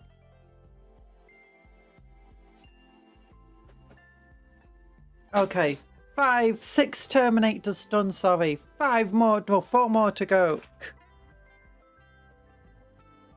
Now, I'm not going to be putting all of the capes on for these guys until I know exactly how many capes I'm going to have spare. Oh, here we go. We're going to get 10 of these dudes. 4 of these dudes, sorry. I'm building all of the bodies first just so I'm mixing and matching like the different parts a bit more. There's a farm shop nearby that has a burger truck. I put in quotations because it doesn't do burgers, it just does hog roast with stuffing and applesauce. Oh. That's weird. Yeah.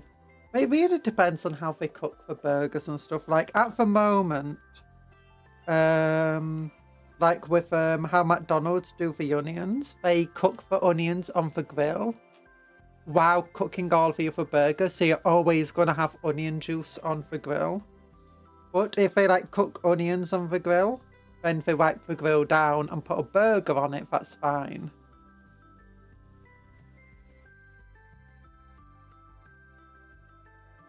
But whether you want onions or not, the burgers all soak in onion juice effectively. So that's what makes them so bad for me.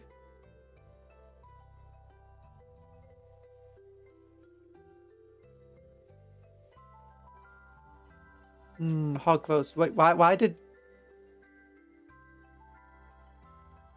What, Talan, did you just like time out Anthony or something?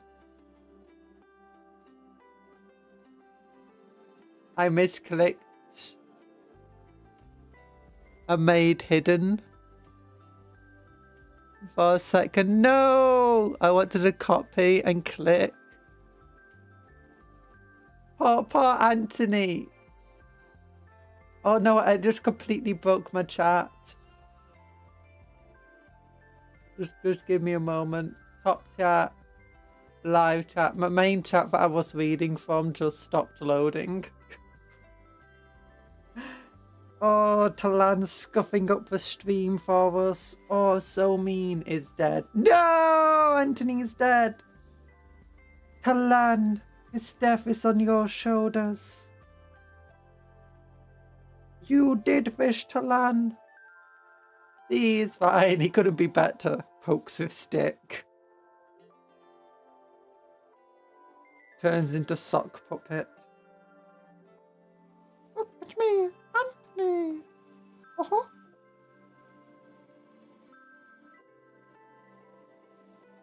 Turned him into Mickey Mouse. Oh gosh, so weird. Some super glue here and some WD-40 there. He's good as new. Poor Anthony. We knew him well. Alas, poor Anthony.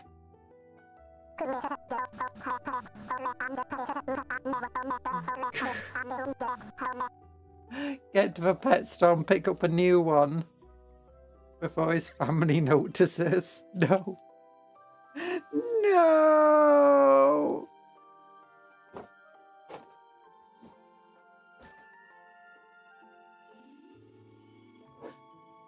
Oh, gosh.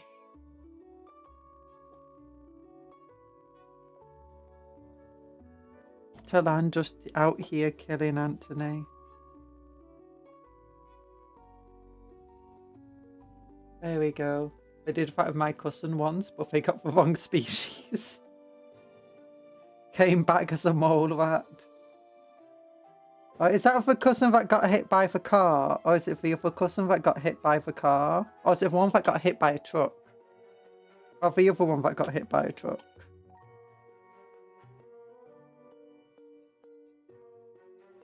Yeah, the one that got hit by the car. Okay.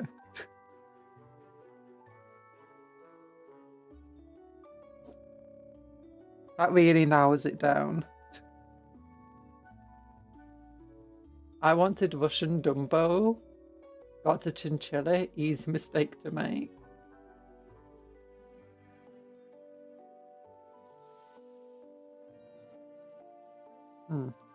That's the wrong one. There we go. Neighbour's dog is going crazy. He's just going bark, bark, bark, bark. Bark, bark, bark, bark. Bark, bark, bark, bark. Bark, bark, bark, bark.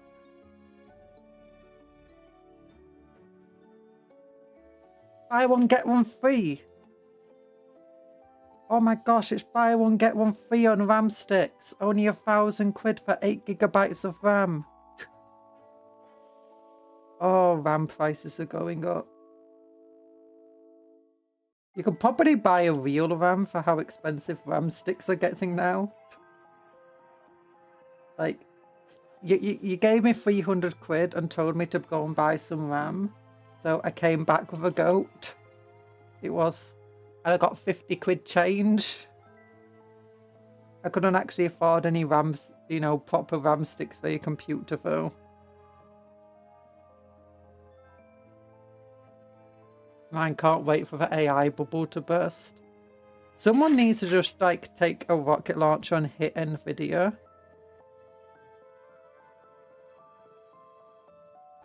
Oh. Because they're pretty much keeping the RAM market going right now. And also some of the governments. As soon as one government decides to put legislation limiting AI, that will help.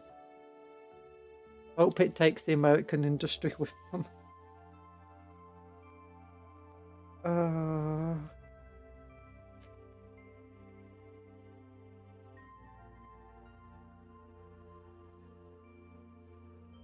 There we go.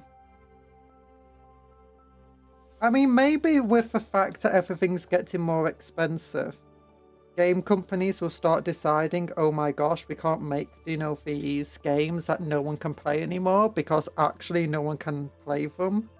It's too expensive to make computers. Or to get a top of the line one. That will be the day. Because even with a top-of-the-line computer, they can still struggle with some of these games. I say top-of-the-line consumer computers. Because a lot of them are just so poorly optimized, though. That's where a lot of the issues come in.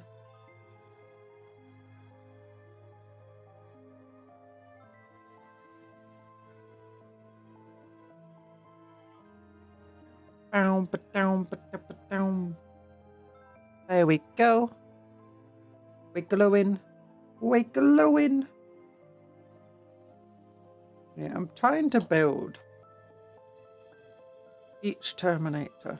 I think actually building from like in a conveyor belt sorts of method where we're just building like one body at a time. And then attaching the arms, then the shoulder pad and stuff like that is a lot quicker than trying to build one at a time.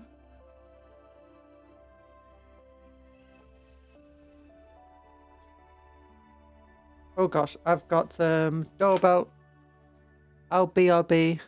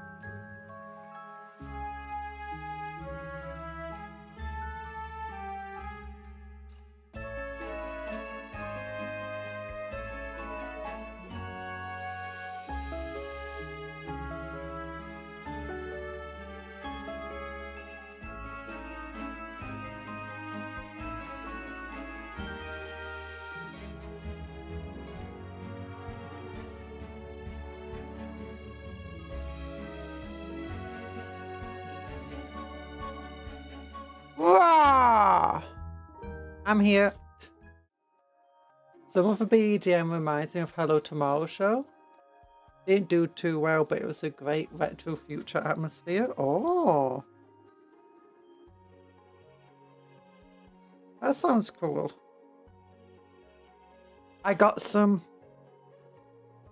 I think it's 3D printed parts in here.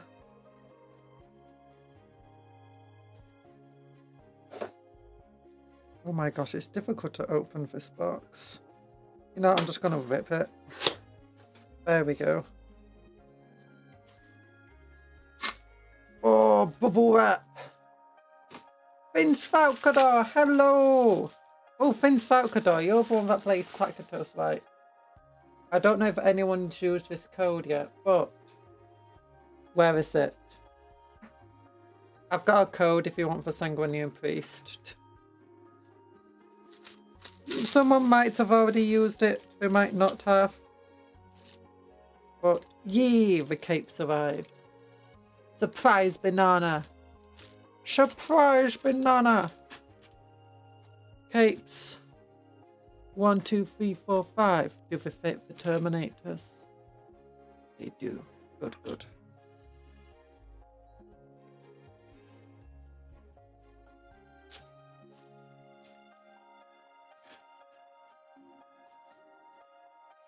Lots of little pads. I do dislike how much Games Workshop hates 3D printed parts. Oh, then I got bubble wrap. I can go like... Hello, Sparky! Wilds optimization. Console, everything is fine. PC squelms in mounting motherboards.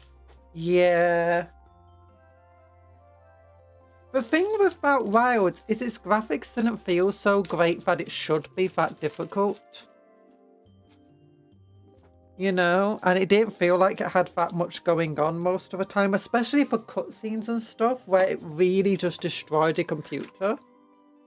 For me, the battles are mostly fine. It was just those darn cutscenes that just had everything just constantly breaking.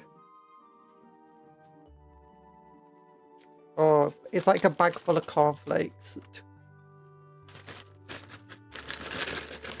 Speaking of Tacitus, Commander Foresight will be the 6th member. Oh, that's cool. Like a bag full of cornflakes, bag full of cornflakes, bag full of cornflakes, yeah. These weren't even the deliveries I was expecting. Well, one of them was. But they weren't Etsy deliveries. How does this box even open? Once again, brute force! You know, the adhesive is stronger than if I just rip the cardboard.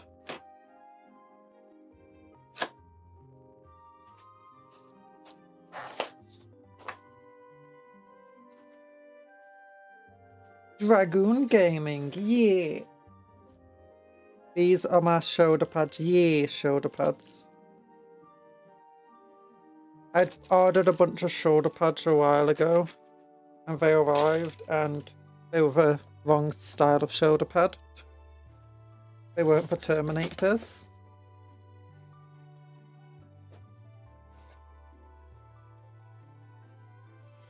Yeah, that can go away. Ooh, and they always send.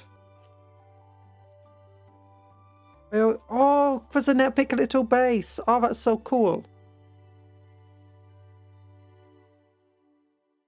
Oh, that would be cool for like one of the ancients or the commanders or something. I'm putting that to one side. They always send like these 3 little like imperfect prints or whatever. Like test prints and stuff. What's this? Space Marine sword spear. Cool little power sword. Big old chain sword. No idea what I'll use that for. Oh, and a little lightning claw thing. That's cool.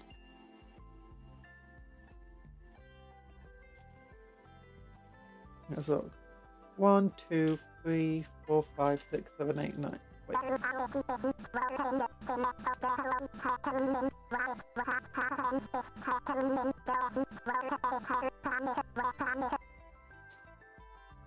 Brutality isn't working, trying to deploy the cunning. Wait, what happens if the cunning doesn't work either? Panic. We panic. No, no, no, no. You just try the brutality again. And if it doesn't work again, try cunning. And if that doesn't work, try brutality again. And if that doesn't work, you just keep trying the same stuff over and over again until it works. For most people, that's the definition of insanity. For 40k, that's just business.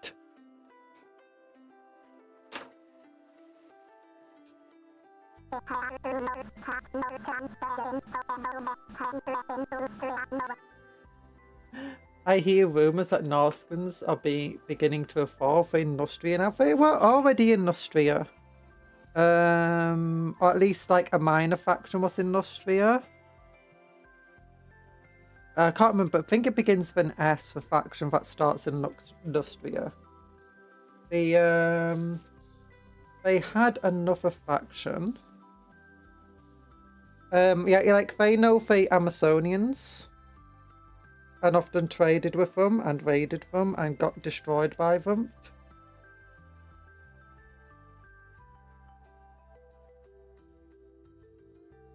Well, they like spread, they're one of the main reasons, like Amazonian weapons and stuff got trade, like they trade with the Amazonians.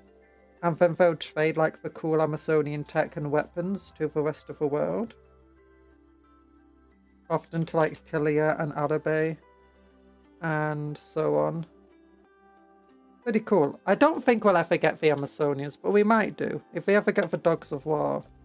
It depends on what they're going to say on this entire thing of, you know, the news about the future of Warhammer.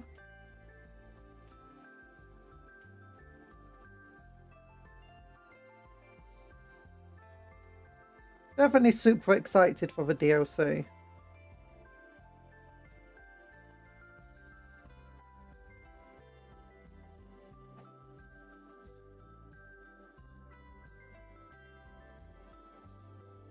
Oh wait, I forgot to put the little things on him. The little side wings.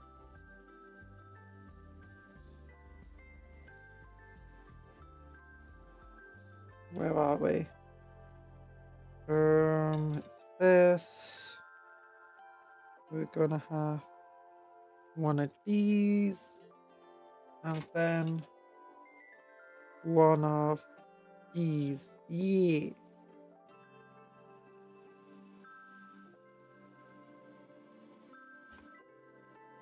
What's the Japanese white god hand thing?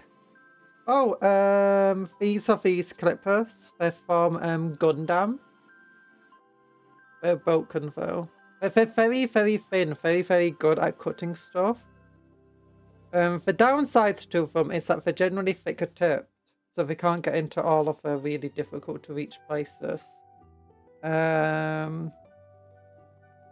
And what else is a bad thing about them?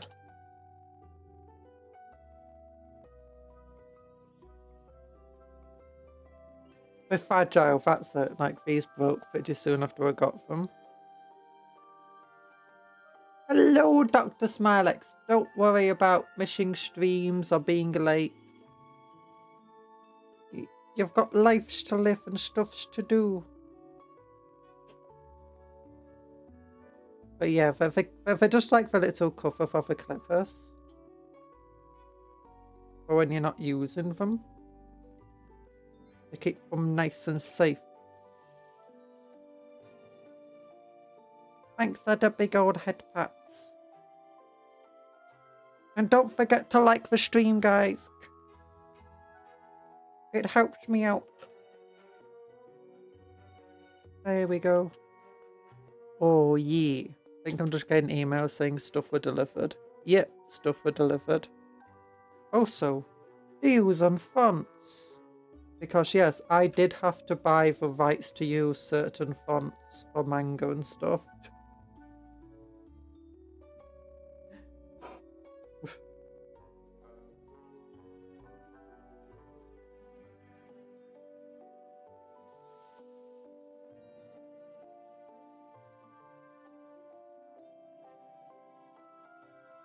No. Tomorrow you're gonna buy a Fulgrim. Oh, Fulgrim! You're gonna buy Fulgrim. Oh, yeah. I hope you enjoyed the model. What you gonna do with him? I know that you had like some fancy conversion ideas.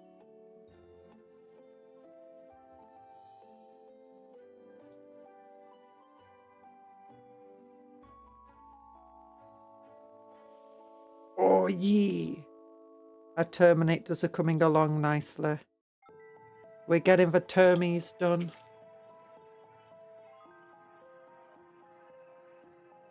Should I give them all capes?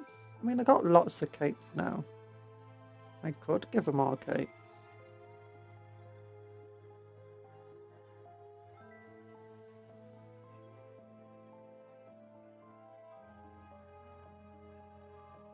Should I?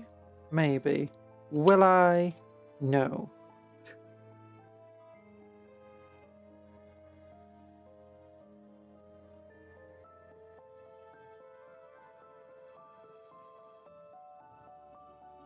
Only Fulgrim of the Christmas box.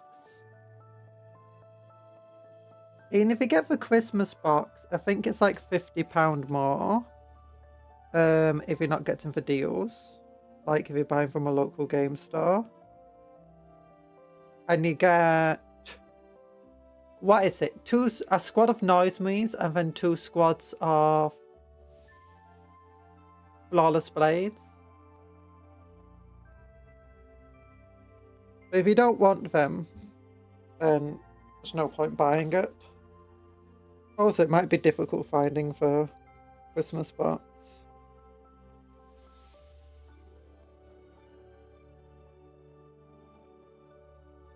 Fulgrim is a really nice model though. Most of the Demon Primarchs actually are. I'm not the biggest fan of Angron's model.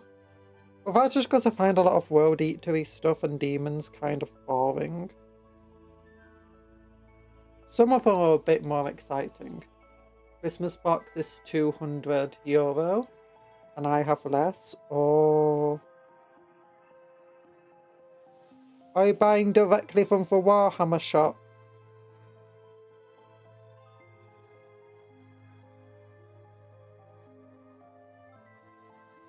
Or from your local game store? There we go.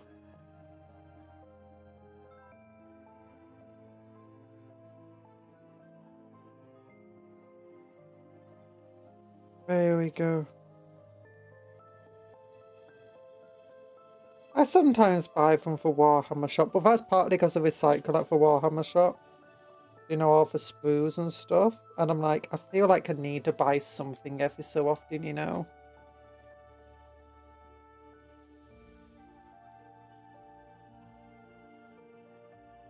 Technique is a Warhammer shop and game store in one. Oh. Funky. Cheapest I've seen was €150. Ooh. Cheapest I saw for any of them was Wayland Games, although they sold out very quickly. And that was £125. Don't know what that translates to euros. I don't know the currency conversion at the moment of things.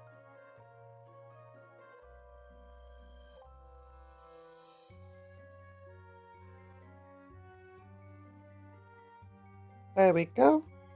We're clipping, we're snipping, we're clipping away. We're clipping everyone and every day. Yeah. €135 the price in the shop where I buy models. Oh.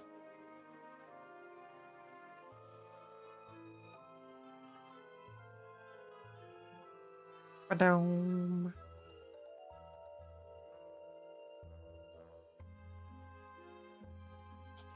There we go.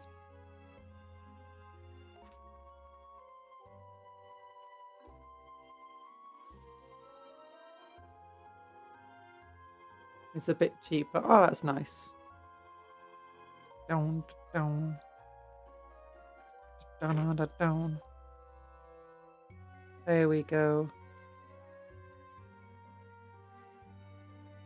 Oh. 1 to 1.4 is a conversion. It generally hovers around 1 to 1.1.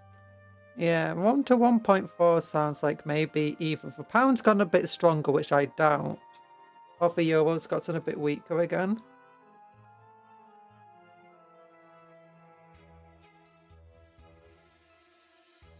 But it's just hard to know what's happening, because the pound keeps getting weaker, but then everything else is getting weaker at the same time, so it's hard to just... Well, it's like one thing hits, and another thing hits, then another thing hits, and it's hard to keep a track of everything. Also, I've generally been trying to avoid news at the moment, because it's just always bad news. It's never good news. Give me good news or give me $1 million.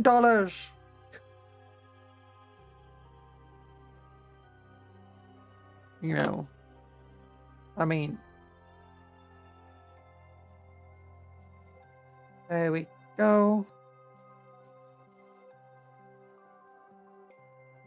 Cupcake has so many termies that if she glues them all together, it's the size of a Titan. It would probably be bigger than a Titan, if I'm entirely honest.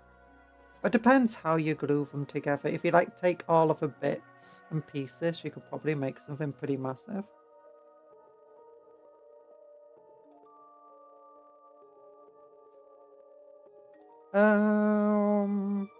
Okay, now we want to stick arms onto them. And then we want to stick shoulder pads. Then we want to get the shields on. Oh no, before we get the shields on, we want to get the little tiny shields on.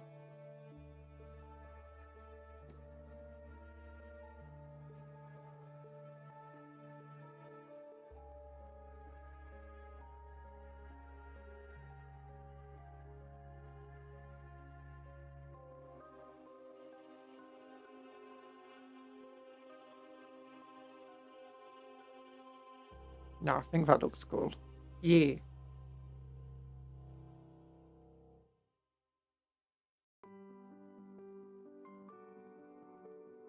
Oh gosh, you could make a whole Terminator out of these Terminators. Look. Terminator plate armor. You could actually make something similar to Terminator plate armor in real life. The main thing you would want is to use a variety. I keep calling them pistons, technically they're not. They're effectively like these resistance bars, where effectively got air pressure built up inside them. And they're normally slightly below normal air pressure, but then once you start like pushing the pistony part into it, so it's like a bar with a smaller bar. Once you start pushing that in, it increases the air pressure, but then it evacuates into like these tubes, And then as soon as you relieve the pressure on it, it just pushes back out by itself. And it's like, yee, those are great.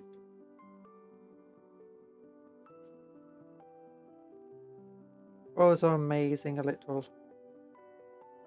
things. But what you do is you basically have a load of plate armor built on top of one another using those types of pistons, servo mechanisms and stuff. And what the plates don't need to be any special material. They just need to be thick and heavy. And you want them curved, and rather than being like solid plates, you want them to have like this kind of corrugated thing inside them, and a layer, and a different shape underneath that. So effectively what you're doing is you're turning these giant plated pieces of armor into sponges.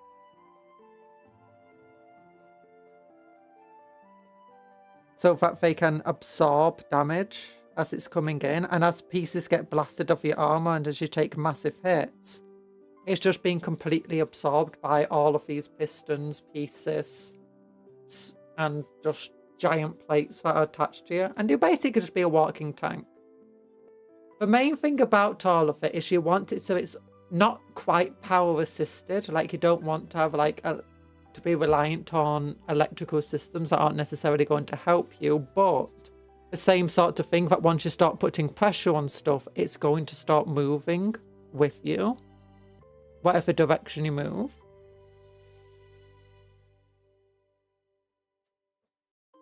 I mean, they're completely pointless to build because they'll be extremely expensive. Once they go through a single battle, you effectively have to build another one from scratch. And you could use parts of the old one to build the new one. But there's like absolutely no real reason to use them in war. Or to use them for anything, pretty much. I zoned out. Why she talk about pistons? Like, make it a Terminator in real life.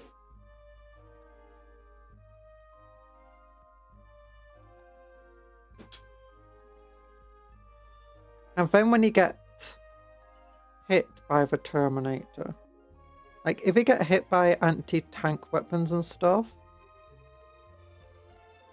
one, it'll be quite hard to hit you. But when it comes to stronger things, like, you know, javelins and stuff, you're still probably not going to cope with it. When it comes to weaker ones, like RPGs, you'll probably be fine.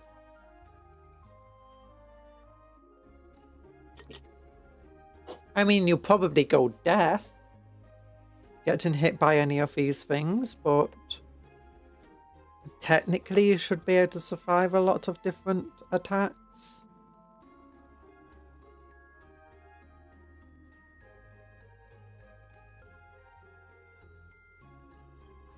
In a lot of this is like how they build a lot of modern armor and stuff for like tanks and so on.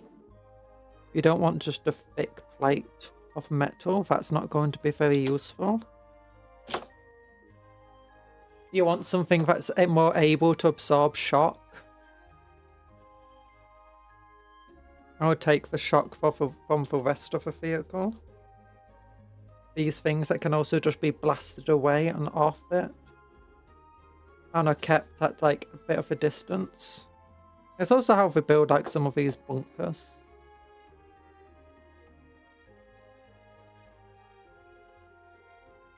Don't really use the pistons and so much to be shock absorbent stuff on tanks armor, because there's no point doing so. You changed your avatar, you're fighting. Oh, it's not updated for me yet. I could still see for what looks like 2 anime characters. It's very tiny. It's like how big on the screen is. It's all the way over there. It's like this big on the screen. Ow, ow, ow, ow, ow. Oh, there's a bear in there. There's at least one bear. Why would you do that to me?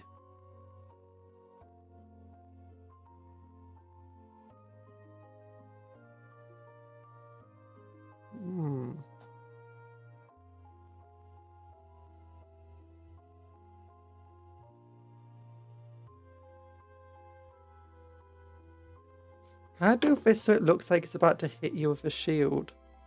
Oh, yeah.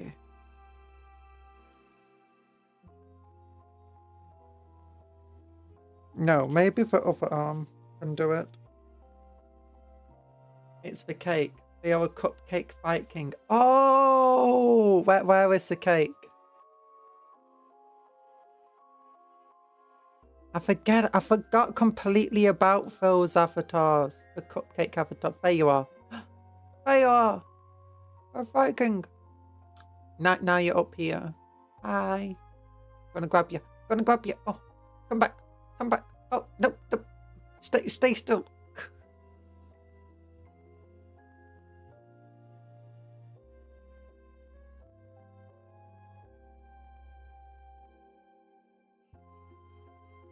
Oh gosh, I just realised.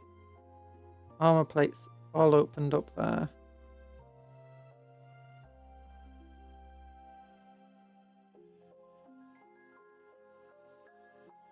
Glad you noticed, because I didn't. Longstocks is at the top. They got a big old axe and a shield. Wait, is that an axe and a hammer you've got? What is an axe and a shield? I didn't realise it was 20 seconds off live chat. Yeah, it's because I got the DVR thing on now. Ouch. Hammocks. Hammock. Is that what a hammock is?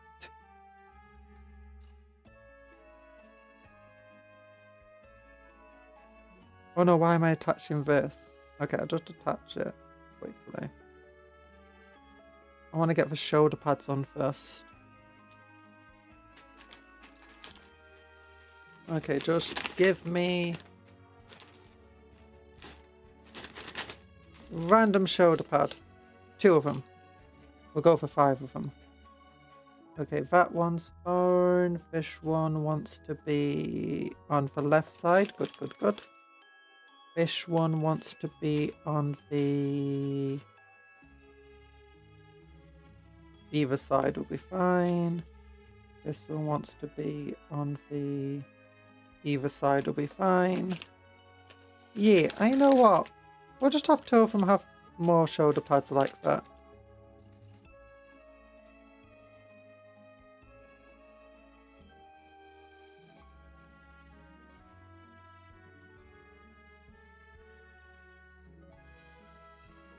Yeah, you go over here.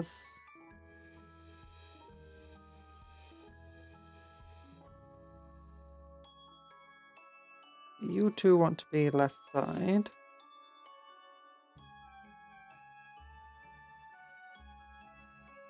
You want to be right side.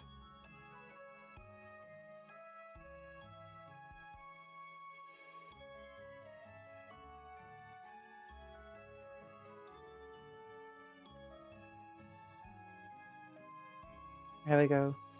At least I'm above everyone now. Yee! I love that the Terminator plate is literally just repurposed EVA suits. And that's kind of what power armor is in a way. Like when you think about the Photon, really they're just people in EVA suits. Well, it's very similar to power armor, the type of armor that they're using. It's just not got the same materials. That's why it doesn't offer the same save. But yeah, power armor is basically just... I think specifically Terminator armor is designed to like check on reactors and stuff.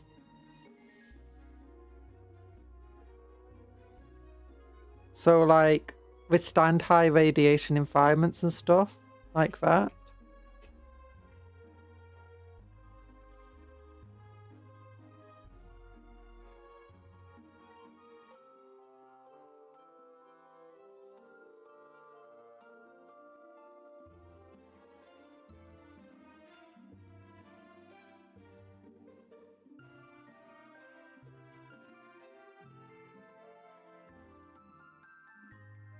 EVA Evangelion. So EVA is... Oh, what does he call it?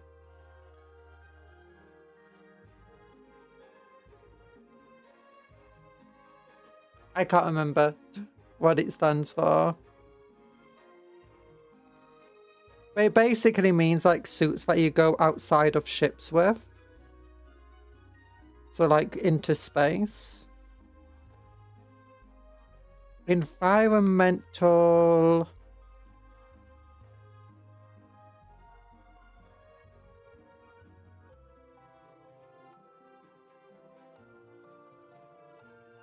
Void armor.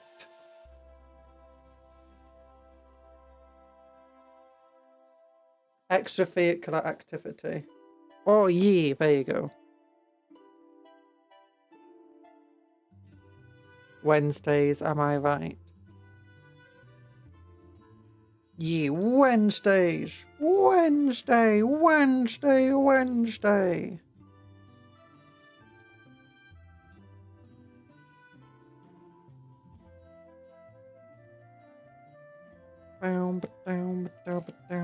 Okay, more Purity Seal stuff. This one. Yeet.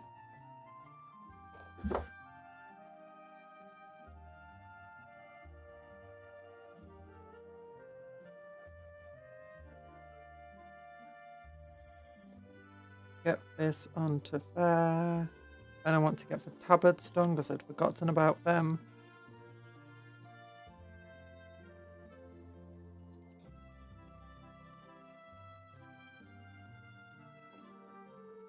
The idea of a Terminator plodding along for outside of hulls, welding a torch, patching up the hull is funny to me. I mean, it's... You got to take in two things to account. It's generally the Terminator plate armor uses better materials, like it uses this special sci-fi stuff to withstand, you know, military attacks and anti-tank missiles. The normal plating they would have used would have been lighter plating designed mostly to stop radiation. I believe, from what I've read. But power armor is very similar in which it was designed but mostly just for people to go outside in space and stuff. And the extravehicular activity. Terminator specifically was things for like going into a nuclear reactor without dying.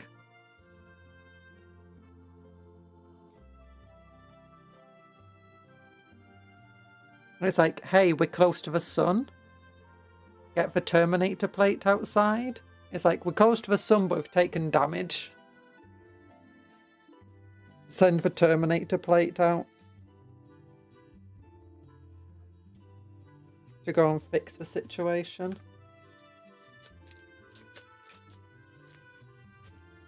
Do Terminators have the same problem as Dreadnoughts? I mean, yeah, possible when Floor was pretty bad.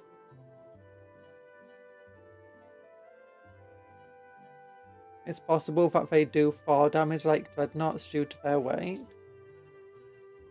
Kind of, I guess. Although, I believe that if a Terminator drops a massive distance, the occupant and even the armor is probably going to be fine. Like, I know Terminators teleport in from, on ships. But in theory, I think you can, like, drop a Terminator from orbit and he'll just be fine. Like, he'll land in a crater and then just get back up.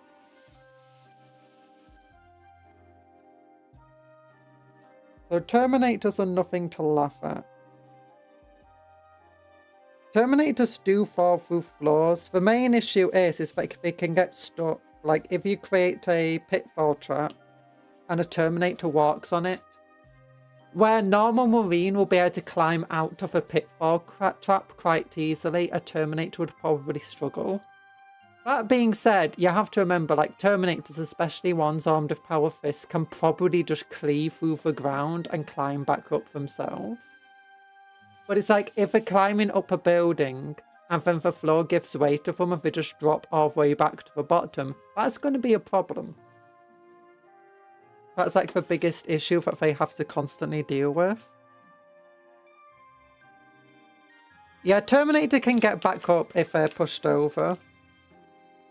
If they're on the back or whatever, they'll be fine. I mean, pushing one over is a feat of strength in itself. But Terminators are relatively fast and flexible within the armor, at least much more than you'd expect.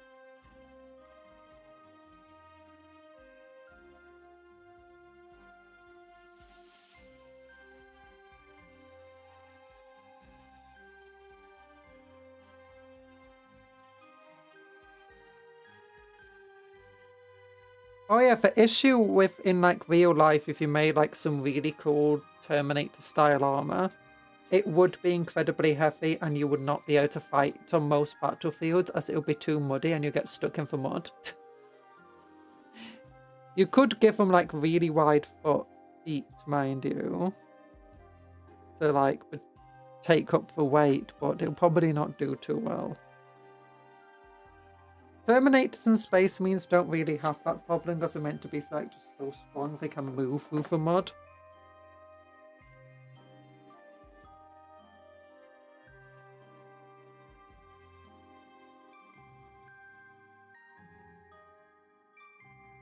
Like walking through waist-high mud for them will be as easy as us walking through waist-high water. Like a jackhammer, yeah. Terminators can get back up, but Boxnauts though, yeah, Boxnauts can't really get up. Well, it depends. If a Boxnaut has an actual arm, it can get up. Because for old Boxnauts have 360 degrees on their waist movement. So they can always just like turn themselves around and push themselves back up with the power fist that they have.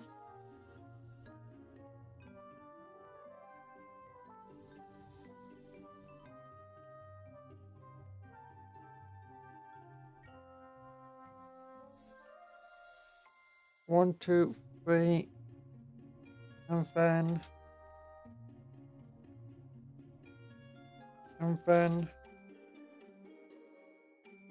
fourth head. There we go. It's still probably harder than if you're in regular power armor, and while you're down, you're relatively helpless. I imagine many of the deaths of this company at McCrag were due to that. Terminators being pushed down is incredibly difficult to do, because you have to realise they're incredibly heavy. Pushing them over, like a Gaunt running full speed at a Terminator shouldn't knock one of them down. Never mind what happens. A warrior could push one down, but it would the warrior would probably die trying to push it down.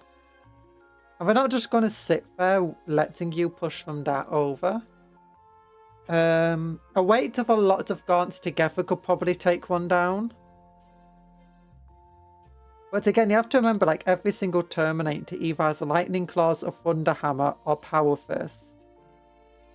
They're going to be cleaving through most things that, you know, runs at them.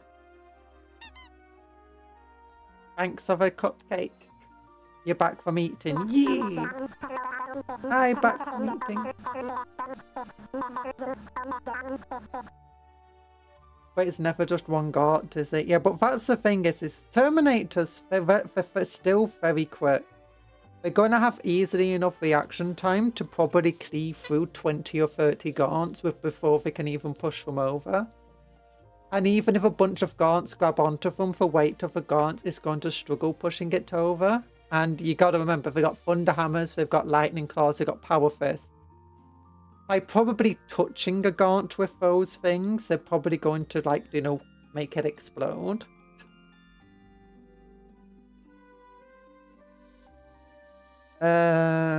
Honestly, if you've gotten to a point where you can push a Terminator over, it's probably going to be killed anyway. It's probably not living.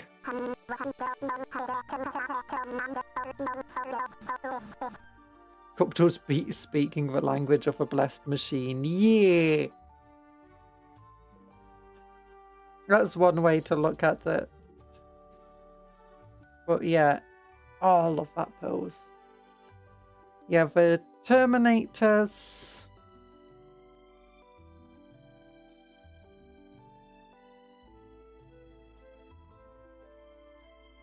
They're kind of...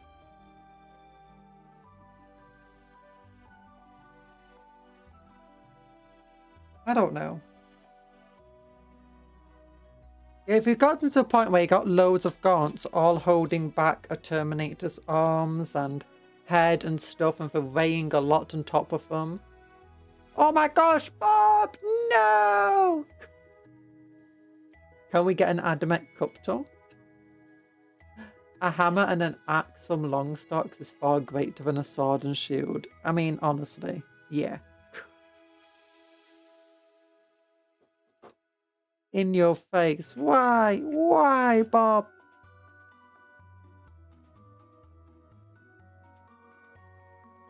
Gonna punch you with a shield.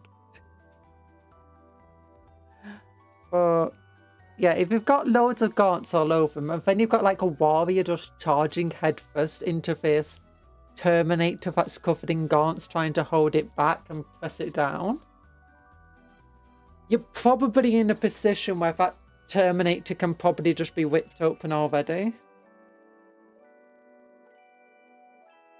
The only exceptions I'd say is potentially like when fighting another Terminator. But again, if you found an opening where you can push the other Terminator over, you've probably got an opening where you can just cleave through them with your power fist. I mean, a Carnifex could probably not go over a Terminator, but a Carnifex can easily whip open a Terminator as well. The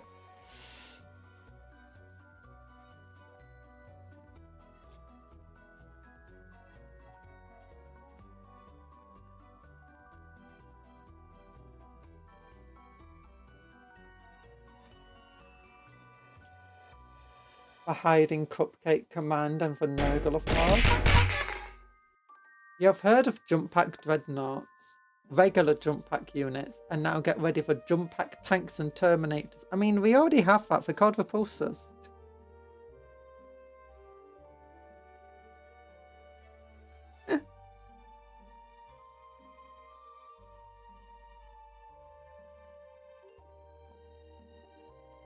We got repulsors and impulsors. Repulsors and impulsors at home.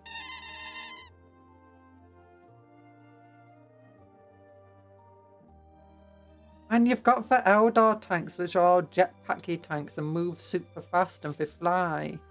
And then you've got the Tau tanks are the same. They can fly around. Literally, you can see the hammerheads often flying in various artwork.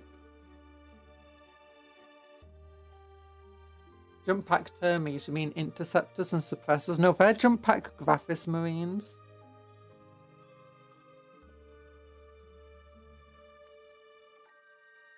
Graphis and Terminator different. Graphis don't get 2+ armor save. And a 4+ invulnerable. They do get toughness 6 though.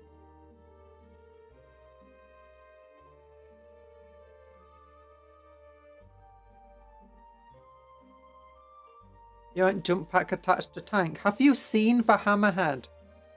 It's just got a big old jump pack thing on its back. Look up the Tau hammerhead.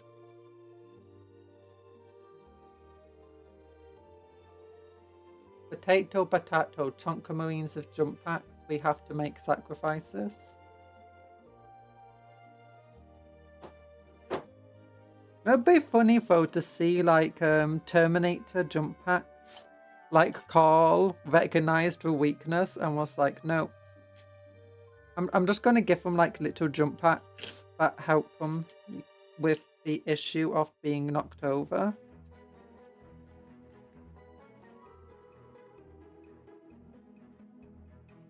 That sounds like a good idea.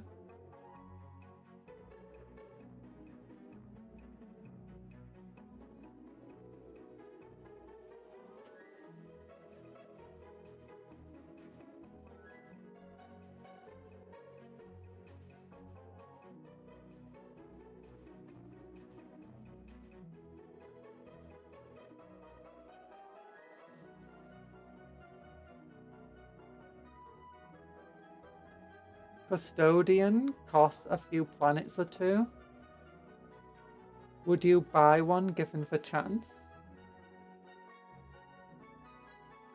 What do you mean buying a custodian? Like, if I was in the Warhammer world, would I like pay to have a custodian come and help me?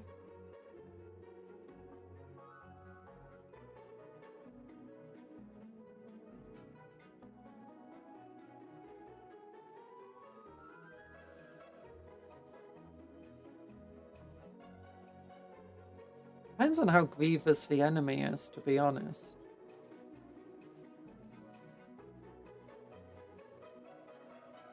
Bodyguard, custodian bodyguard. Oh. I mean, usually you wouldn't need a custodian bodyguard.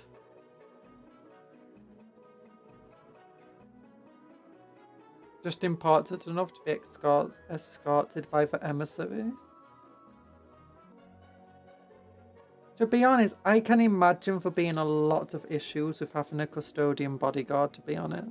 It sounds just... Like, have you met custodians? They're insane. You'd have to be on your best behavior at all times.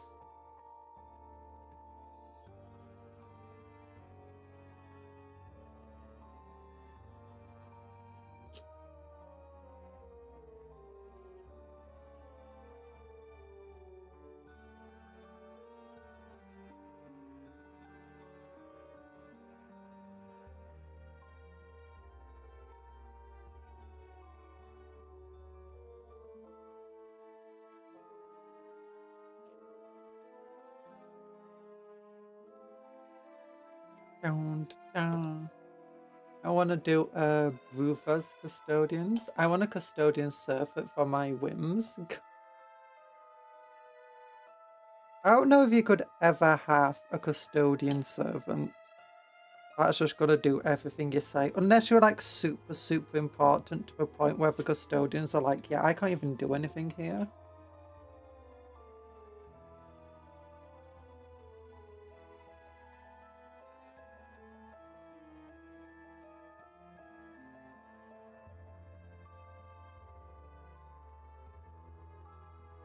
And considering everything that is in the Warhammer universe, if I had the chance to get a custodian bodyguard,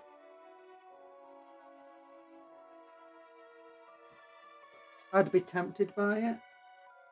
But at that point, you might as well just make yourself a Space Marine chapter.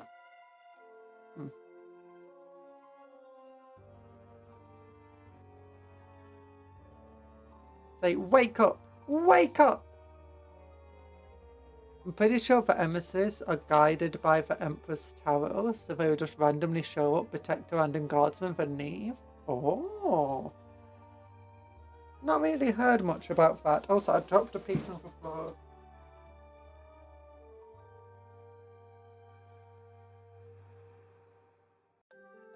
Where are you, piece? Where are you? I heard you drop.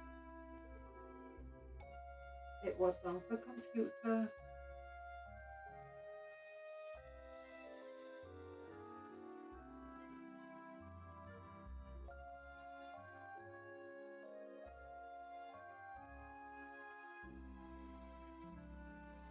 On your purity seal, come back.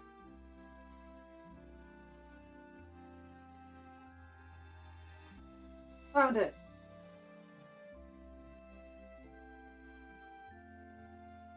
I mean, custodians are probably the best individual guard you could ever have.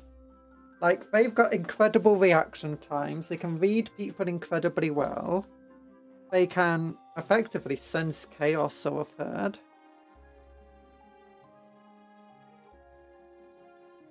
They are probably the strongest around.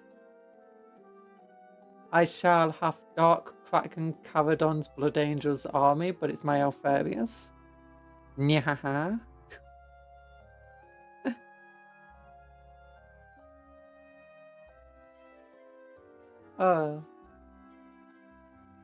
No, no one's Alfarius.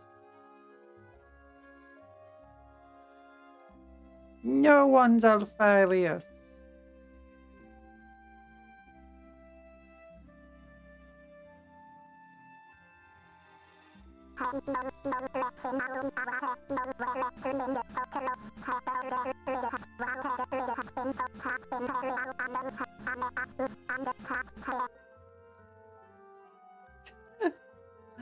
Hey, you're finally awake.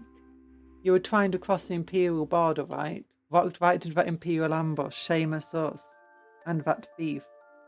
I've heard that like once. Outside of memes.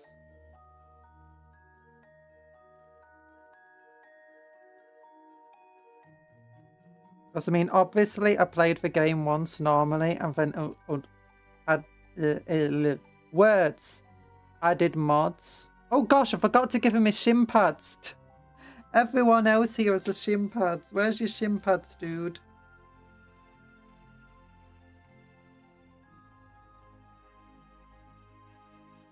Over here.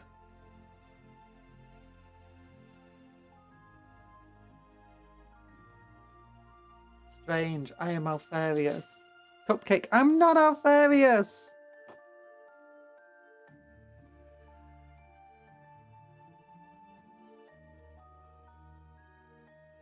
No! Oh gosh. Get in it, it's stuck in. Strange, I am Alfarius. No! No!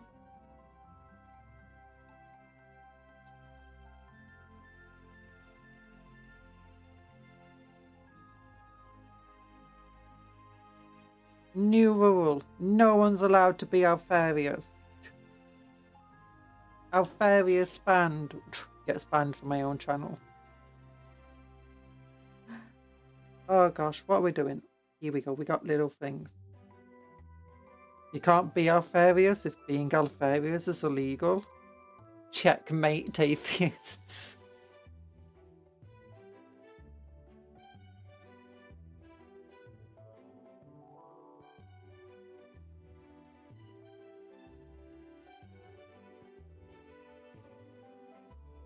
Sounds like Omegon disguised as Alfarius was just Omegon, but is actually Alfarius. Source, I'm Alfarius. You're Alfarius, he's Alfarius, she's Alfarius, I'm Alfarius. Are there any of Alfarius I should know about? Raise his hand.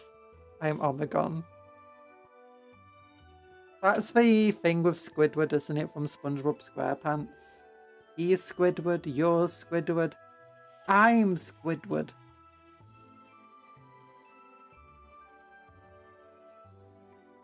Hello. I'm Squidward.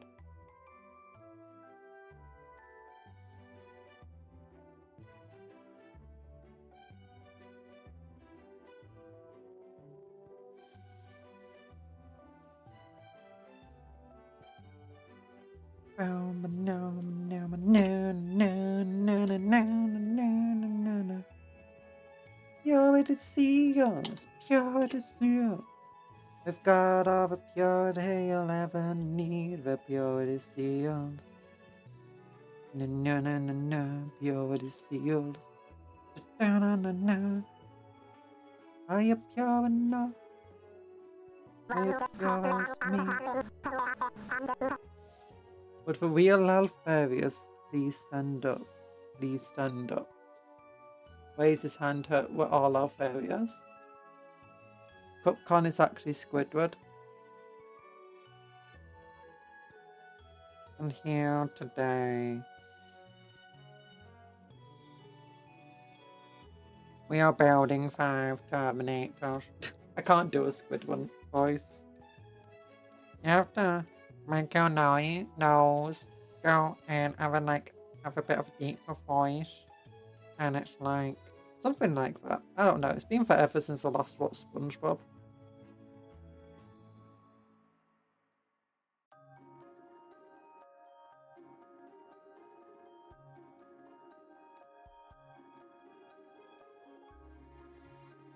Actually, he does have a bit of a different voice depending on like what season you're in. Like early SpongeBob, he was more like that, but then as it got into the seasons, his voice became more normal. A bit like a lot of other voices in SpongeBob.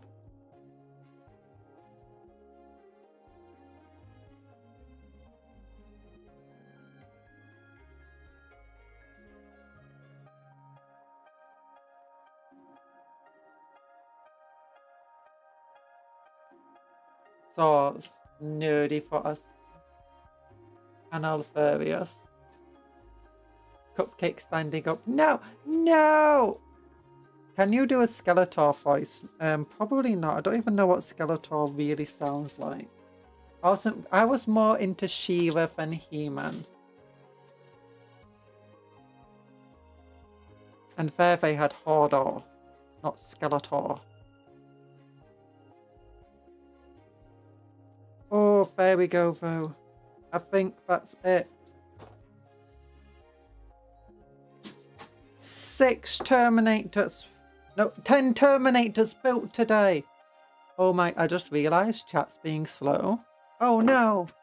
Chat's slow for you.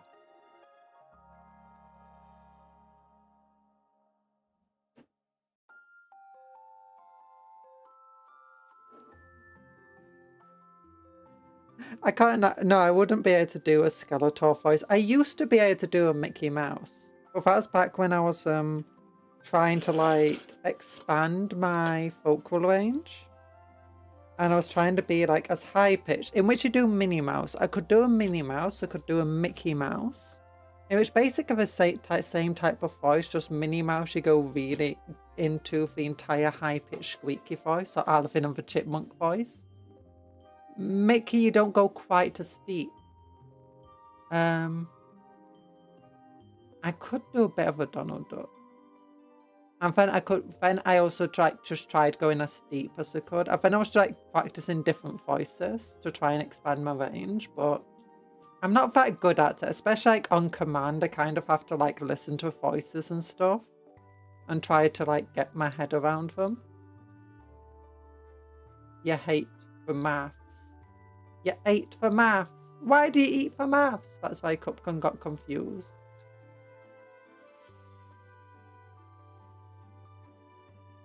But here we go, 10 Terminators. So this is Squad Alpha. These guys are meant to be part of the Siege Force, so they're not the fanciest of Terminators. Yeah. Each one is on a Land Raider. Well, you've got a squad of 5 on a Land Raider led by a chaplain.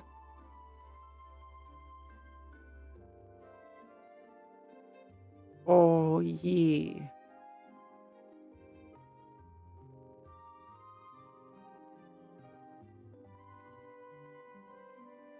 And what they're meant to do is, like, the Land Raider tries taking out any vehicles and tanks in its way, and then they charge out and just start whacking things with hammers.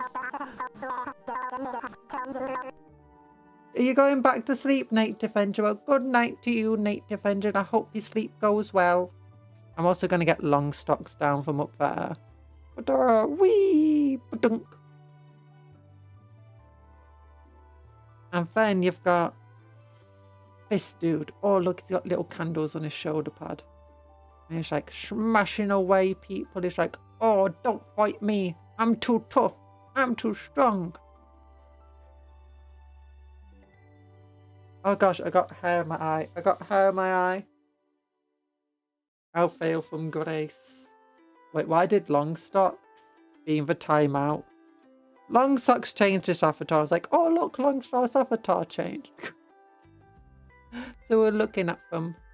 And then you got this guy. He's got his hammer. He's about to whack you. Whack! Whack! Whack! Whack! So yeah, another dude here. The thing is, I want to try making each one feel like a bit of its own character. So a lot of that comes down to trying to pose things, give them their own little tabards and stuff. Don't want them looking like clones of one another too much. That's where the 3D parts come in to help. Like, even if we're in the same pose, we might not have the same parts. Yeah. And we've still got 20 more of these Thunderhammer dudes to build. We've still got like, we got foes 15, foes 15. Yeah, we've still got 13 normal Terminators to build.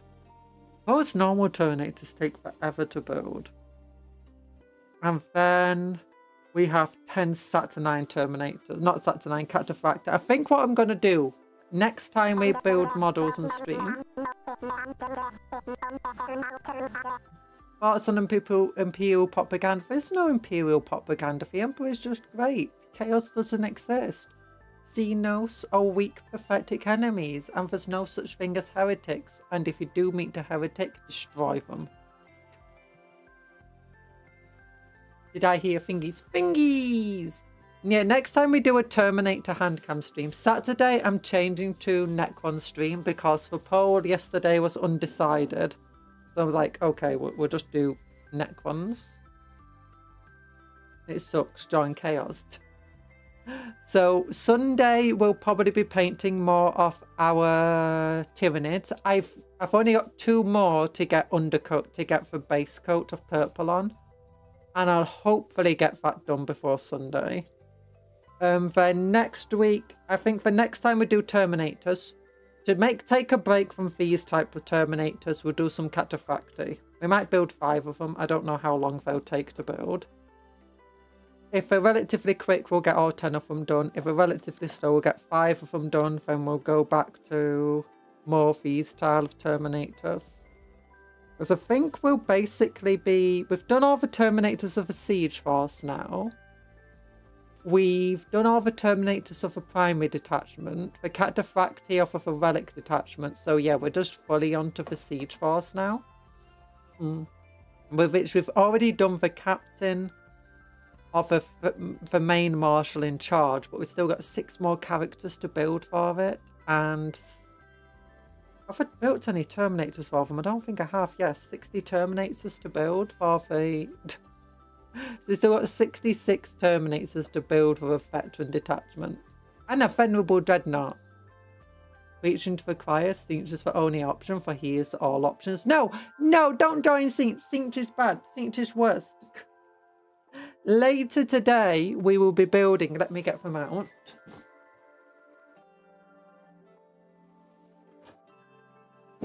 We'll be building these guys. Oh yeah, they're massive models though. I didn't realise just how much bigger these guys are compared to normal dwarves.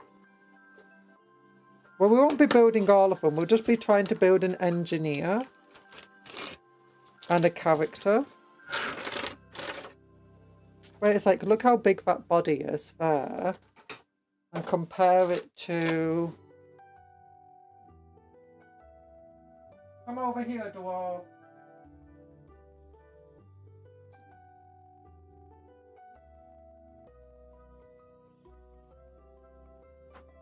There we go. Compare it to an Iron Drake. It's...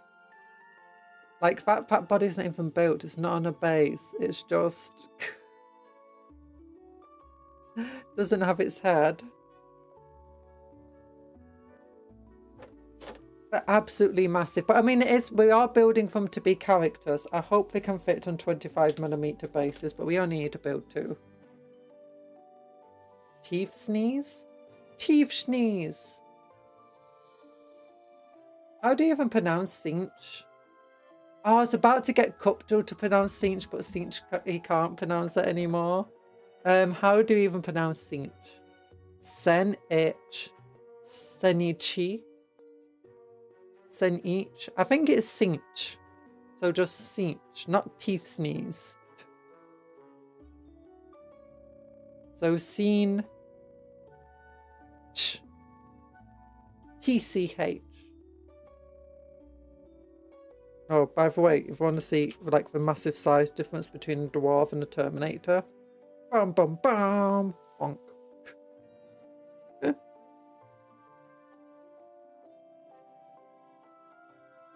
Oh wait, actually no, we only have 56 to build. I forgot all the assault claw terminators were for the normal force.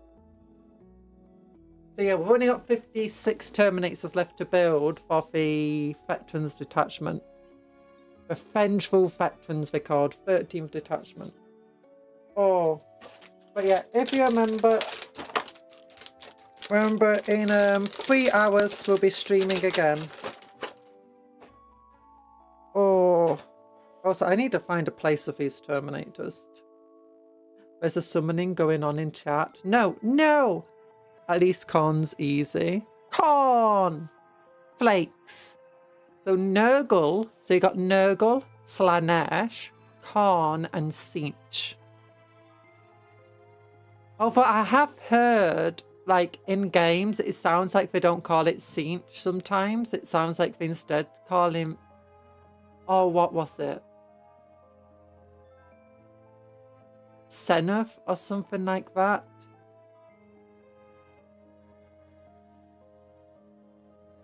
Sinch needs a vessel. Everything is going as how the Architect of Fate sees it.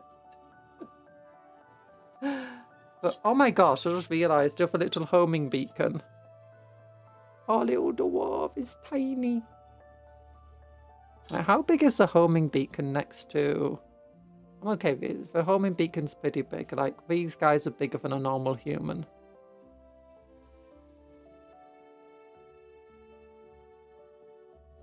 But there we go. We got stuff done. It's been a fun stream. I hope you've enjoyed it. Remember to like the stream if you're not liked it already. Actually, it's the middle of the day. Let's see if there's anybody streaming. Like, is Briar streaming or somebody? Briar is streaming. Okay. Okay, we'll go and raid Briar. Oh gosh, that's loud. We'll do Briar raid. So go and do... Where is it? Cupcake emote. Go and copy and paste this into chat. Into Briar's chat. Cupcake raid. Yeah! We love Briar on this channel. Raid it. Raid the egg. Raid the host. Edit. Customization. Add a redirect. Search. Briar. Yeah. Save. Do a cupcake raid, everybody. Big love hearts. Send your love to Briar. Remember to take care of yourself, be kind to others, and vice versa. Work hard but play harder. Eat good food, sleep well, dream of cupcakes, but don't eat the cupcakes as offense, not food. And remember to do the Briar raid. Bye bye, everybody. Love you all.